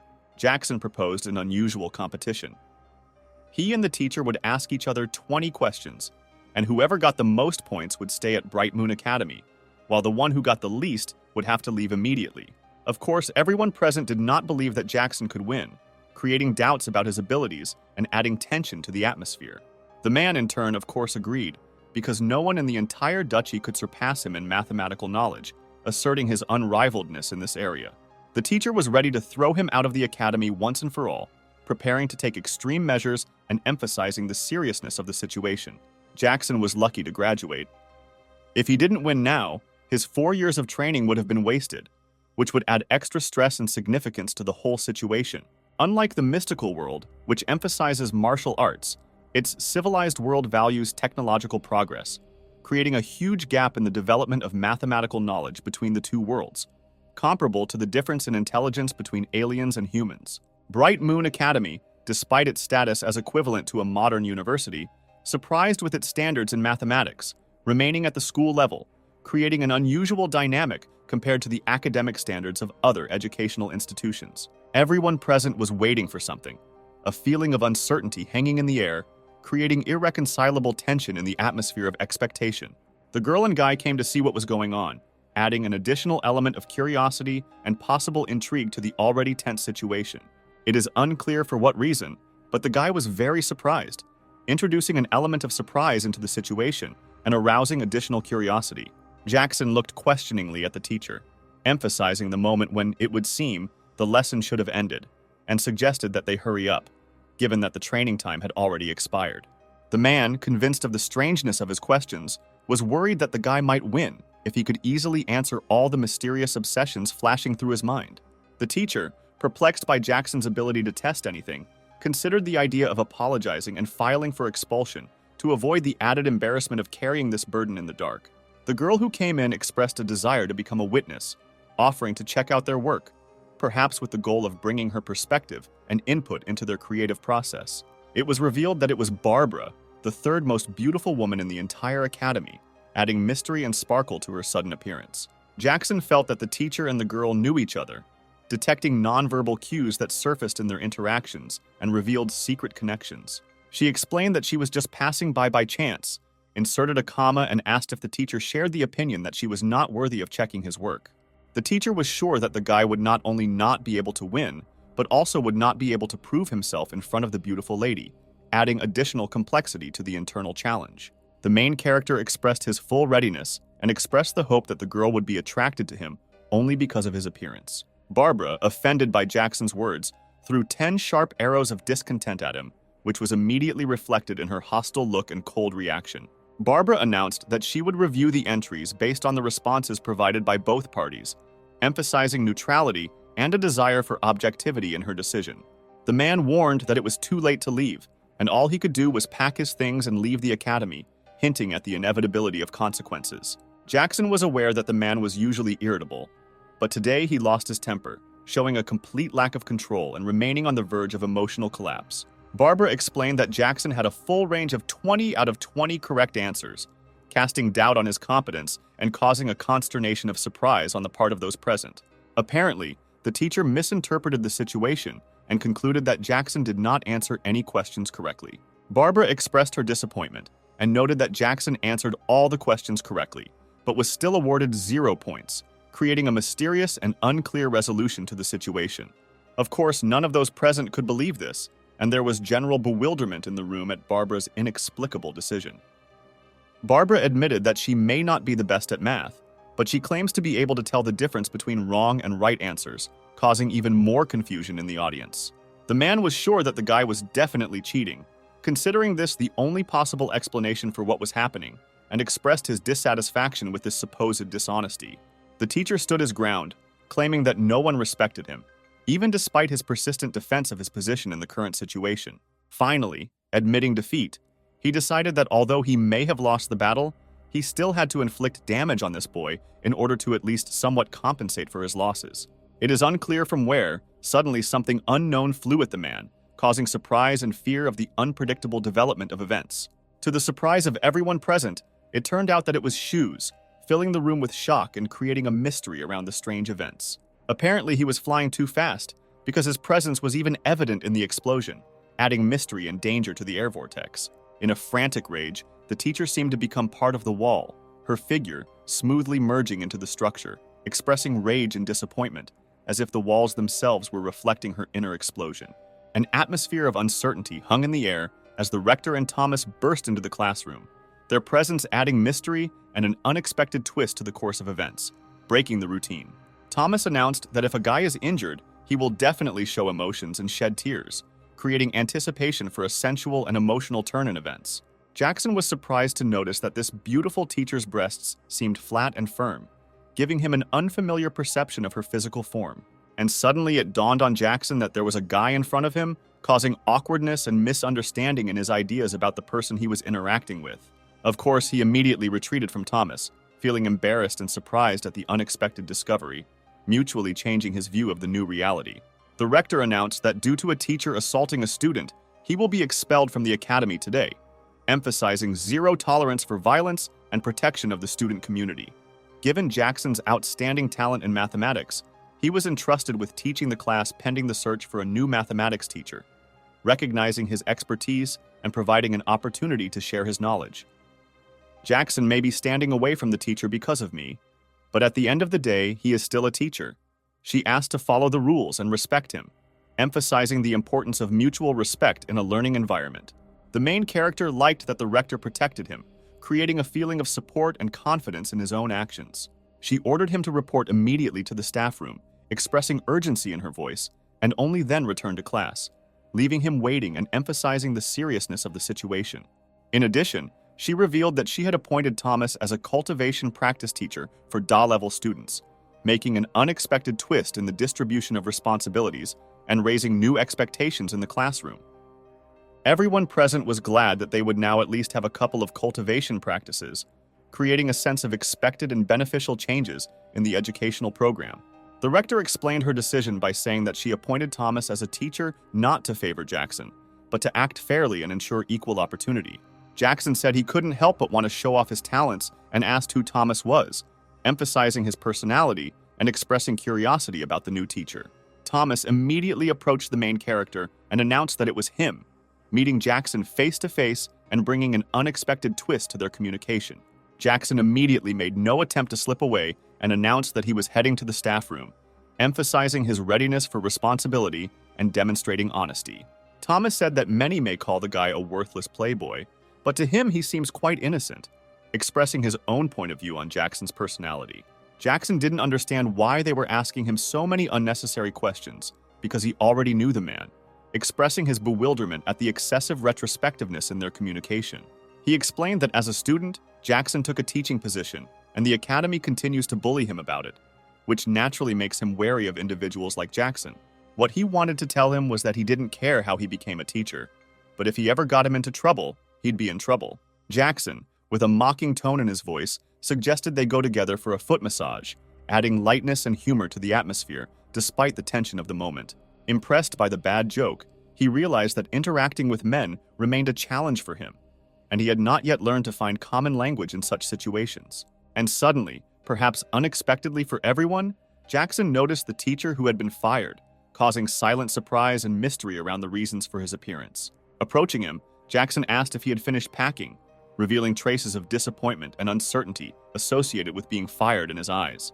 The protagonist reports that he has been fired and is now replacing him, revealing in his response a mixture of regret and determination to cope with his new responsibilities. Unexpectedly, the teacher began to apologize to Jackson, perhaps realizing his mistakes and seeking to restore his relationship with the former student. The main character said that he would defend the teacher in front of the director, and when he got bored with teaching, the teacher would have to tell him about the hidden rules of teaching, creating an atmosphere of mutual assistance and smoothing out the conflict. The teacher was sure that now no one would protect him, and convinced of his helplessness, he dreamed that even in death he would find at least some glimmer of hope. When the man tried to attack Jackson, he deftly grabbed his arm, demonstrating his vigilance and readiness to defend himself. In the blink of an eye, Jackson performed this deft maneuver, and the teacher looked on, stunned, unable to comprehend how such a thing could happen, his surprise only increasing at the unexpected turn of events. Jackson, after this, declared that he was at the peak of the third level, and it was just above the level of a man, emphasizing his strength and skill in this situation. The main character could not understand why everyone who was trying to kill him had so much hatred, feeling vaguely bewildered by the inexplicable hostility from those around him. He asked to tell everything he knew, promising to keep him alive, creating an opportunity for solving mysteries and reconciliation, despite the tension of the moment. The teacher did not know how he reached the third level, but warned him not to even think of threatening him, expressing his readiness to defend himself and causing additional anxiety in the situation. Jackson said that then they would not rush. No one comes into the teacher's dormitory anyway, and he knows a lot about brutal interrogations. It turned out that the man was sent by an acquaintance who had crossed paths with Jackson before, creating a mystery around how and why they became embroiled in this conflict. The main character could not understand why he still did not calm down, feeling bewildered by the ongoing tension and trying to solve the mystery of the man's dissatisfaction. Agatha entered with an expression of curiosity, a gleam of mystery in her eyes, and Jackson felt that new events would only drag them into a more confusing whirlpool. The girl heard about the arrival of new teachers at the dormitory and decided to join in the cleaning, showing her willingness to help and a positive attitude towards change. The girl, full of determination and attention, asked if she could join, ready to contribute to the cleaning and welcome the new teachers with cordiality and care. This meeting was clearly unexpected and pleasant, creating an atmosphere of unexpected events and joyful surprise in the overall dynamics. Here, to be honest, Jackson became wary, because first a teacher and now a girl, causing him a feeling of uncertainty and anxiety about subsequent events. Jackson felt bewildered and anxious, wondering what she was up to, and feeling the unexpected events surrounding his personal life begin to build tension and secret excitement. The teacher asked what else Jackson wanted to know if he had already said everything, expressing some irritation and fatigue from the ongoing interrogation. The teacher was angry that Jackson seemed to prefer the girl's company over his own, expressing his resentment and dissatisfaction that his position in life had become secondary.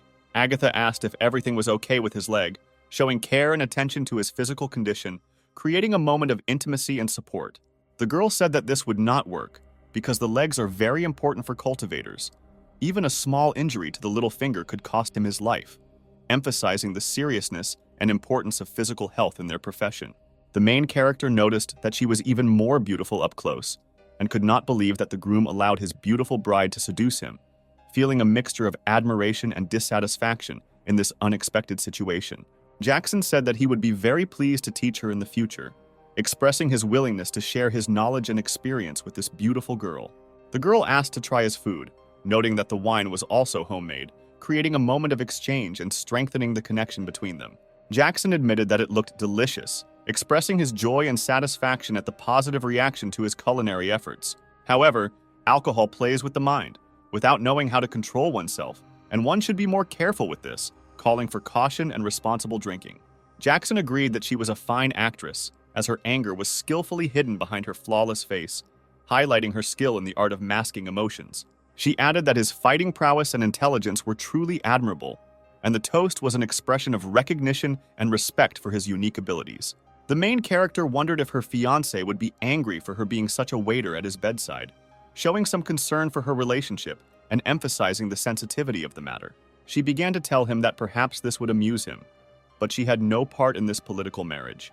Her engagement was only for the good of their families and strategic alliance, while expressing the hope of understanding from the groom. She is very jealous of Olesya, who was born into an influential family, but she managed to marry such a brave, decent, and competent man as Jackson, revealing the complex relationship between the families and emphasizing her gratitude for her choice of spouse. Jackson, feeling some uncertainty, could not understand why she was trying so hard to praise him, and internally reflected on the possible motives for her praise, instilling suspicion and creating some tension in communication. But he thought she simply wanted something more, pondering the possibility that there might be desire or expectation behind her praise. The girl admitted that her culinary abilities would never compare with Alice, and asked not to joke like that, expressing her own uncertainty in this matter and asking for mutual understanding. Agatha said that if he liked his cooking, she could cook for him every day, showing care and willingness to please him through culinary treats. Jackson asked if her fiancé would be jealous if he knew she cooked for him every day, expressing concern about the possible negative consequences of her care. She agreed that this could indeed become an issue after their wedding, acknowledging that her worries could make her future husband jealous, but he can still visit them often. With his vast knowledge, she thinks that he will immediately become friends with her future husband, bringing a positive influence to their relationship. The girl asked to end this topic and just enjoy the moment, offering to drink to create a more relaxed and joyful atmosphere in their communication. Agatha dropped a mug on the floor and it fell right on top of the guy, creating a funny and unexpected situation that everyone in the room couldn't stop laughing. Agatha reported that she had cut herself and asked if Jackson could take a look, expressing her need for help and care at this unexpected moment. She couldn't understand why he wasn't reaching for the gold right in front of him, expressing surprise and possible misunderstanding of his actions in this situation. Jackson realized that this was her trump card, and he was interested to see how long she could hold out, creating intrigue and a desire to test her strength. The girl said that he was a gentleman, and she trusted that he would not do anything inappropriate, expressing her confidence in his decency and hope in his prudence. And by asking if he would watch her bleed to remain faithful to Alice, she issued a challenge, emphasizing her willingness to go to extremes. Jackson calmly assured her not to worry and added that he was ready to help, emphasizing his willingness to be helpful and supportive in a difficult moment. During the whole process, the girl tirelessly said that his hands were very warm, creating an unexpected and light mood around a serious moment. Agatha just couldn't understand why he was asking her unnecessary questions, expressing her bewilderment and possible concern about his motivation. Her excitement grew as his touches became closer to the goal. This was the first time a man had touched her in this way, and for her, it was only important to complete the debt obligation, feeling the growing intimacy at this moment. Jackson admitted that he had no knowledge of healing spells and was therefore unable to stop the bleeding, expressing his helplessness in the situation. The girl had heard that you could stop bleeding by pressing on an acupuncture point over a wound, perhaps trying to offer an alternative way to help in this situation. The girl raised the guy's hand higher and higher, perhaps looking for that very acupuncture point that could help stop the bleeding. The girl reported that she felt very cold and asked to be held close to her, expressing her need for warmth and comfort at this moment. In principle, Jackson did this, hugging her to him after a couple of seconds, showing care and attention to her condition. Agatha, in turn, began to look for the promissory note, perhaps trying to take advantage of the moment of intimacy to complete her business matter. The girl couldn't understand why she couldn't find him, expressing her bewilderment and perhaps a sense of loss in what should have been a simple situation. Jackson said that if she kept this up, he would no longer be able to hold back, possibly hinting at his feelings and attraction at this point. Jackson realized that he could no longer hold back and was ready to begin the process, expressing his readiness for intimate interactions. Suddenly, this unexpected event of injury and intimacy with a girl made him realize that today could be an important stage in his becoming a real man, reconsidering his views on himself and his own maturity. But then the main character remembered that his penis would not erect, perhaps feeling awkward and disappointed before the upcoming intimate moment. Breaking into tears, he said that he could not ruin her innocence by showing his emotional and moral anxiety before an important decision. The girl tormented herself with the question of how he managed to resist her temptation. Is he just a gentleman, gallant and persistent, or is he hiding behind the facade of an inept coward, afraid to reveal his true feelings? The cursed seal again stood in his way, fencing him off from numerous beauties. For the second time, he felt like an invisible wall was preventing him from enjoying the moment with attractive ladies around him. However, this woman turned out to be overly cunning, and in the future, you will have to be more careful in communicating with her. Charlotte approached the guy from behind and said that she expressed her respect to him. Charlotte, smiling with slight irony, asked the guy how he could ignore his wife's charming sister, drowning in excitement and ignorance. Charlotte, with a reproachful look, asked the guy if his indifference to her charming sister was because of the bitch that had attracted his attention.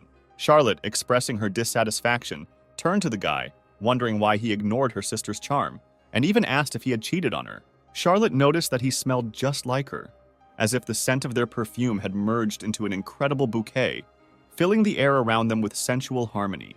The girl was delighted and said that when her dad and mom find out that Jackson has become a teacher, they will probably be pleasantly surprised by this unexpected but wonderful news. At this time, Jackson was immersed in thoughts about how he and Agatha would play sexual games, where for every wrong answer, she would take off one item of clothing, creating a tempting atmosphere. Charlotte, with a certain amount of excitement, claimed that the situation was going to get interesting if her sister found out that he was a teacher, adding to the mystery in the air. Jackson asked if she was happy because he wanted him to lower her grades in math, adding a playful edge to the question and a hilarious touch of wit. The main character begged to forget that he had become a teacher, asked the same from his mother-in-law, seeing the lack of recognition in her eyes and realizing that he was nothing to her. Jackson was shrouded in the shadow of Charlotte's pity. Her parents had a real dislike for him, and society at large considered him a failure, and this became a heavy burden. At first, Charlotte and Alice looked down on him, seeing him as a source of irritation and disgust. But once inside his world, they learned that he cared for those around him. Noticing his caring side, Charlotte felt that she no longer hated him, and at that moment, a change in her perception occurred. Noticing his unhappiness in his family, it was clear to her that she needed to treat him better so that he would feel that there was a loving and warm family nearby. At the dinner table, Charlotte began to talk about what had happened at the academy today, unfolding before them a gripping tale of the day's events. The upset girl felt a pang in her heart, hearing from her parents that they had more important topics than her own experiences and stories. Mother turned to Alice, learning about the progress of her training, explaining that the opening of the dungeon would happen earlier than expected, and therefore the family tournament was postponed until the day after tomorrow. The father warned not to underestimate their opponents, claiming that the members they would send would be stronger than in previous years and expressing confidence in success. Jackson at that moment noticed that his wife spoke very eloquently, and he could not help but notice how her words filled the space with energy and passion. He had heard that she had not only reached the 5th level, but was also a cultivation genius recognized by everyone in Bright Moon Duchy, and this only increased his admiration. The problem was that when the guy brooded, Charlotte perceived his thoughts as manifestations of lust, creating an unpleasant misunderstanding between them. Lucy predicted that Jackson would win his round, but looking back at the overall course of the 10-round tournament, she admitted that not everyone could win, expressing doubts about their strength. The protagonist assured that they could rely on him, claiming that he would definitely win his round, instilling confidence in his willingness to support the team. Jackson was slightly offended when he realized that even his wife doubted his victory, feeling some damage to his trust and support. Jackson approached Alice and began asking her strange questions, breaking the routine of communication and introducing unexpected playfulness into the atmosphere. Alice began to say that her father never bothered with methods of achieving victory, emphasizing the importance of this tournament, and invited him to discuss strategy and tactics. Jackson began to calmly console her, assuring her that she should not worry, since he was confident of his victory in this tournament. He was annoyed that she looked down on him, but he promised himself that she would soon feel regret when he proved his ability on the day of the tournament. Alice began to say that their competitors will have many experts, especially with the support of the Wu family. However, level 5 Daniel is considered the best of them, and the guy's task is to fight him in battle. To make sure Jackson chooses him as an opponent, Alice needs him to provoke him at the academy tomorrow, arousing interest and causing a combat challenge. Alice assured him that he was not alone in his efforts, promising to watch him from the sidelines and support him, becoming a powerful ally in the upcoming tournament. Jackson, in complete sincerity, felt a deep attachment to the feeling of security, realizing that dependence on a woman became the most favorable and comforting path for him. Jackson thought the lottery system was broken because he had spent over 80,000 rage points without getting the result he wanted, leaving him frustrated. His interest was attracted by the fact that it was the ladder that was written on the H key, sparking an excitement of anticipation in him and spurring him to think about the possible secrets hidden in this inscription. Jackson got very angry when he saw the inscription on the H key while he was looking here. The new technology turned out to be something completely unique, opening up unexpected possibilities for him. And he realized that the mysterious inscription on the H key was just the first step in an exciting new direction. Hidden in the mystery of history, this curse, forbidden in these parts, becomes powerful when a mysterious object speaks its words, summoning powers without being observed by others. A curse forgotten in the secret legends of the region comes to life when a mysterious object speaks its forbidden words. Despite the danger, the guy decides not to give in to fear, preferring to develop his skills and talents.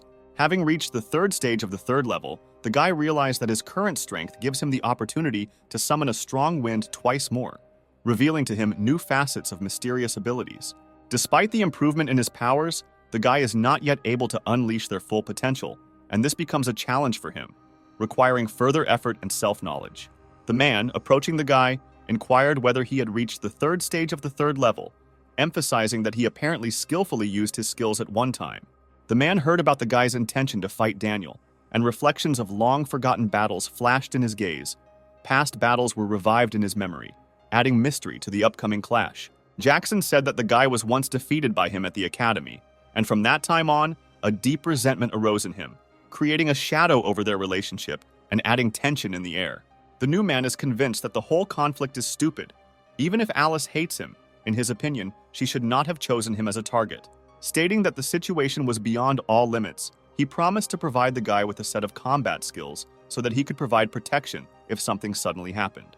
Jackson expressed his gratitude, assuring that he would definitely learn the skills provided and use them wisely in the uncertain future. Jackson represented the only hope for the man, and he sought to make sure that after training the guy would remain undamaged and whole, relying on his skills.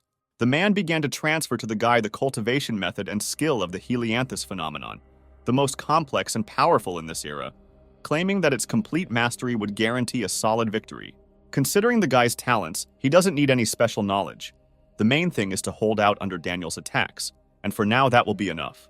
The man, sensing something mysterious, began to raise his eyebrows, as if shadows of doubt had awakened in his mind, suggesting that there might be hidden secrets ahead. He declared that this skill not only possessed enormous power, but also required minimal expenditure of life force to activate, as if opening up new horizons of possibility.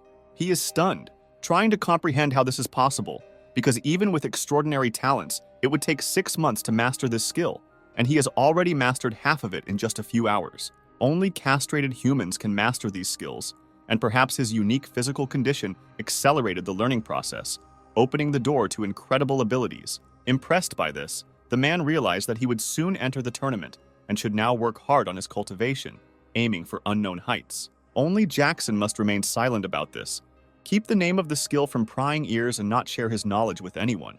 But Jackson, realizing the value of combat skill, decided not to limit himself to using it on defense, but instead to translate it into attack, making it his main weapon in the upcoming battles. And then the protagonist's mosaic of thoughts had an unexpected idea, intertwining with the opportunities and challenges that lay before him. Jackson entered Thomas. Determination flashed in his eyes. The atmosphere was filled with secrets, as if he was carrying something important and urgent, sparkling with the fire of determination. He began to say that remembering his cultivation lectures filled him with a thirst for knowledge, and he simply couldn't wait to learn new techniques from him. Thomas noted that his liking for Jackson was steadily increasing, creating an inner feeling of attraction that grew with each passing moment. Jackson was dumbfounded as to how Thomas got the sword. Its origin remained a mystery to him. Jackson was surprised to hear that Thomas was teaching him 13 ball moves for beginners, creating an unusual atmosphere where cultivation intertwined with unusual lessons. It was now clear to Jackson that every step was aimed at precision and speed, even though it was a beginner level, which would be a perfect combination with the Helianthus phenomenon. Thomas invited him to try using the simplest attack against him, as if inviting him to test his new skills. By saying that Jackson shouldn't worry, since at his level he was incapable of harming him even by just standing still, Thomas tried to dispel any worries. Jackson decided to combine his ball movements with his new skill, creating a unique combination that promised to be an unexpected surprise for Thomas. The first step was to use the Helianthus appearance skill, and Jackson did somehow manage to hook Thomas, skillfully combining the skill of the Helianthus phenomenon with the dexterity of ball movement, as if creating an unprecedented dance of attack that left its mark on their practice match. At home, she noticed that Jackson looked magnificent as he expertly swung his sword, as if creating a picturesque and graceful performance that made her watch in admiration. And quite naturally, Thomas's clothing was cut in half, as if to highlight Jackson's efficiency and skill in using his sword. Jackson was slightly surprised that he managed to defeat Thomas. His victory left a slight feeling of surprise and pride in his soul, as if discovering new facets of his own abilities. The Chu family's carriage passed by on the street, adding color and mystery to the gray everyday life of the street, like a fleeting glimpse into another era. As the Chu family's carriage rushed past, memories of the first time he sat here next to Lolita surfaced.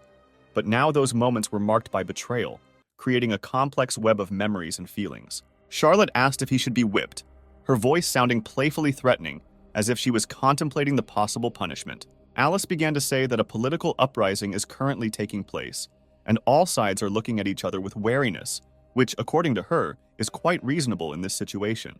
Given the Emperor's advanced age, the throne should soon be handed over to Prince Qi, but His Majesty expresses his intention to pass it on to his biological son, who is untalented and naive. While their family remains neutral in the war for power, both sides at this time consider the possibility of friendship or destruction, fearing that the family might join their enemy. Jackson expressed his belief that she likely married him rather than someone else in their family to maintain neutrality and avoid dragging the family into the conflict. Alice asked him not to worry even if this was the case, emphasizing that he remained part of the family despite the love affairs, and expressing her desire to remain calm in the current situation. After these words, Jackson immediately sat down at Alice's feet, expressing his devotion and willingness to support her in difficult moments. Jackson noticed that Master Shi was nearby, his attention drawn by the presence of a respected mentor, perhaps ready to offer his wisdom and assistance in the current situation. When he leaned out and quickly looked around, his surprise was caused by what he managed to notice around him.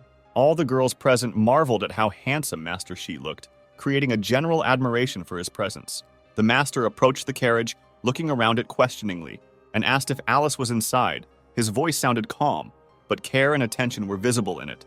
Alyssa clarified that her words were not caused by Jackson, but simply showed her reluctance to have any ties with the Shao family. She declared that they could be legally husband and wife, but would never fall in love with him, adding that he did not need to fall in love with her for his own benefit. After this, the carriage simply started moving and headed forward, as if carrying separate worlds and feelings, leaving behind moments of misunderstanding and determination. The master believed this would add even more fun when he took Alice away, confident that the situation would create some element of surprise or play. Alice announced that here they would separate temporarily, and their plan would begin to come into fruition after the couple's consummation, instilling a sense of anticipation and mystery. Alice noted that she was not particularly interested in other pairs, but mathematics aroused her interest and respect, emphasizing her dedication to the educational process and preference for the exact sciences. It was then that Charlotte began to hint at the possibility of a new math teacher, creating mysterious anticipation and raising the question of how these changes would affect their educational process. To the surprise of everyone, the master met with Alice again, causing questions and various feelings among those around him, as if fate was playing its mysterious game. He announced that he had transferred to Bright Moon Academy just today, expressing his joy at crossing paths with Alice again and creating an atmosphere of joyful reunion. But Alice stated that she did not remember them meeting before, adding mystery and uncertainty to their communication. The master remembered how 6 years ago he was captivated by the beauty of a girl on the shore of a lake. But upon coming to his senses, he discovered that she had disappeared, creating a mysterious moment in his past. All these years he carefully searched for his angel, but to no avail, and apparently heaven heard his plea, allowing him to meet Alice, creating an exciting turn of events in his life. Jackson asked the master to stop using platitudes, thereby causing confusion and dissatisfaction, as if trying to stop the flow of unnecessary stories. The protagonist asked if he should reflect and use his mind before revealing his soul, emphasizing the need to reflect and avoid being too emotional. He won't have any trouble finding Alice with the help of his family's influence, but he says it will take 6 years. Maybe he'd better take up math if he wants to play Romeo and Juliet so badly. The master could not understand who this guy was, causing him bewilderment and curiosity about the mysterious hero. Of course, Jackson declared that he was Alice's husband, which brought clarity to their relationship and surprised the master. The master asked to stop flattering himself as he knows that he and Alice are sleeping in different rooms, causing confusion and an attempt to clear up the misunderstanding. The master stated that he did not know any maid named Lolita, explaining that he had no such connections or acquaintances, creating a confusing situation. The master began to find out what made the girl marry Jackson, asking questions and trying to understand what attracted her to this marriage. Jason began to use offensive language towards the master, perceiving his questions as a violation of his personal sphere and causing a conflict situation. Some guy in the forest intervened in the conversation and noted that the master, young and gifted, would soon cross the 6th level, completely different from Jackson, who, according to him, only knew how to cultivate his tongue. Jackson planned to fight him after the academy, but since he asked for it, Jackson did not object, creating the preconditions for a future clash. Jackson, as usual, hid behind his wife and began to complain, giving the impression that he preferred to shift his problems onto her. The guy became furious after such an act, showing his indignation and irritation. Jackson asked if he had just questioned his courage, challenging and raising questions about his interlocutor's courage. The opportunity to find so many strong, sophisticated beauties ready to protect him is what defines his masculinity, putting forward a special standard of strength and protection. Thanks to their charming charisma, so many beauties are ready to protect him, creating an atmosphere of special attraction and attractiveness around him. Jackson asked if he is not a real man, then who is he even if no beauty protects him, raising the question of the meaning of masculinity and his true essence. They decided that they would not fight the guy now and would decide everything at the tournament, leaving the issue of a clash for the future. Finally, Jackson said that he was looking forward to their battle, creating an atmosphere of tense anticipation and interest in future events. Jackson asked Alice if she had seen Daniel's face, introducing the question of her acquaintance with the one he was about to defeat. Daniel seemed to have his sights set on the fight, but there was no need to worry. The tournament would be decided before his round even came, and the excitement would dissipate like a shadow before the rays of the final fight. Charlotte revealed that Alice showed composure by ending the connection with him immediately after use, leaving only an icy trace of disappointment in her heart.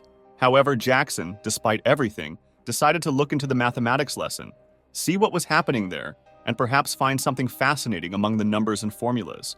Jackson said he already has a plan for how to teach his first lesson, filled with creative ideas that will create an inspiring learning environment. Alice wondered why Charlotte was in a state of agitation, sincerely trying to understand the reasons for her emotional agitation. Charlotte explained that her excitement came from the pure joy of spending time with Alice in the classroom, since she herself only appears at the academy for math lessons. Suddenly, it turned out that behind them, where they did not notice, there was Agatha, a secretive observer of events, ready to reveal the secrets of the world at any moment. Agatha, surprised, could not grasp what exactly Alice's superiority was, and looked for the answer in the secret details that made her unlike herself. Alice warned that the teacher would soon appear and asked Charlotte to stop her pranks, reminding her that study time required seriousness and attention. At this time, Alice began to think about the new teacher, immersed in thoughts about what lessons and experiences he would bring to their educational life. Suddenly, someone new entered the audience, attracting attention with his unexpected appearance and leaving a secret trace of interest in the air. With the astonishing surprise of everyone present in the audience, Jackson appeared in an unusual outfit, giving the event a mysterious and eccentric tone. Agatha truly thought it was a grand entrance, seeing Jackson in his unique outfit, inspiring a certain mystery and elegance. Jackson declared that the chosen music was the perfect accompaniment to his release, bringing an extra layer of mystery and creativity to every moment.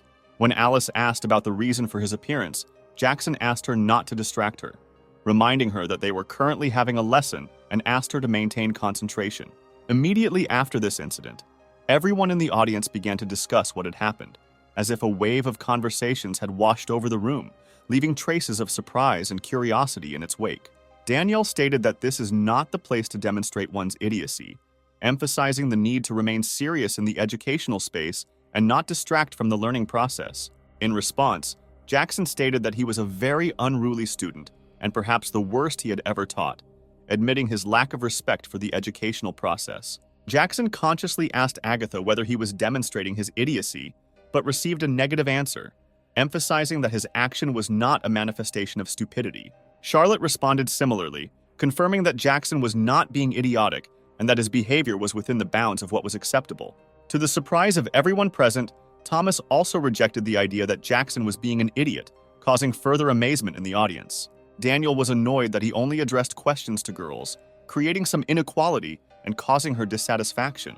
Alice stated that Jackson was her husband, and she would not allow him to be publicly humiliated, expressing her determination and willingness to protect her relationship from hostility.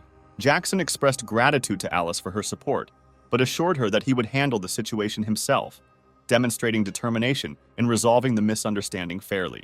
Daniel was surprised that the guy was willing to challenge him, expressing surprise and perhaps some confusion at this unexpected situation. Jackson, acting as a math teacher, ordered him to stand outside the classroom, asserting his position of authority and insisting on discipline. At this time, Alice was a little confused, sensing an unexpected change in the situation, and perhaps trying to figure out how best to react to what was happening.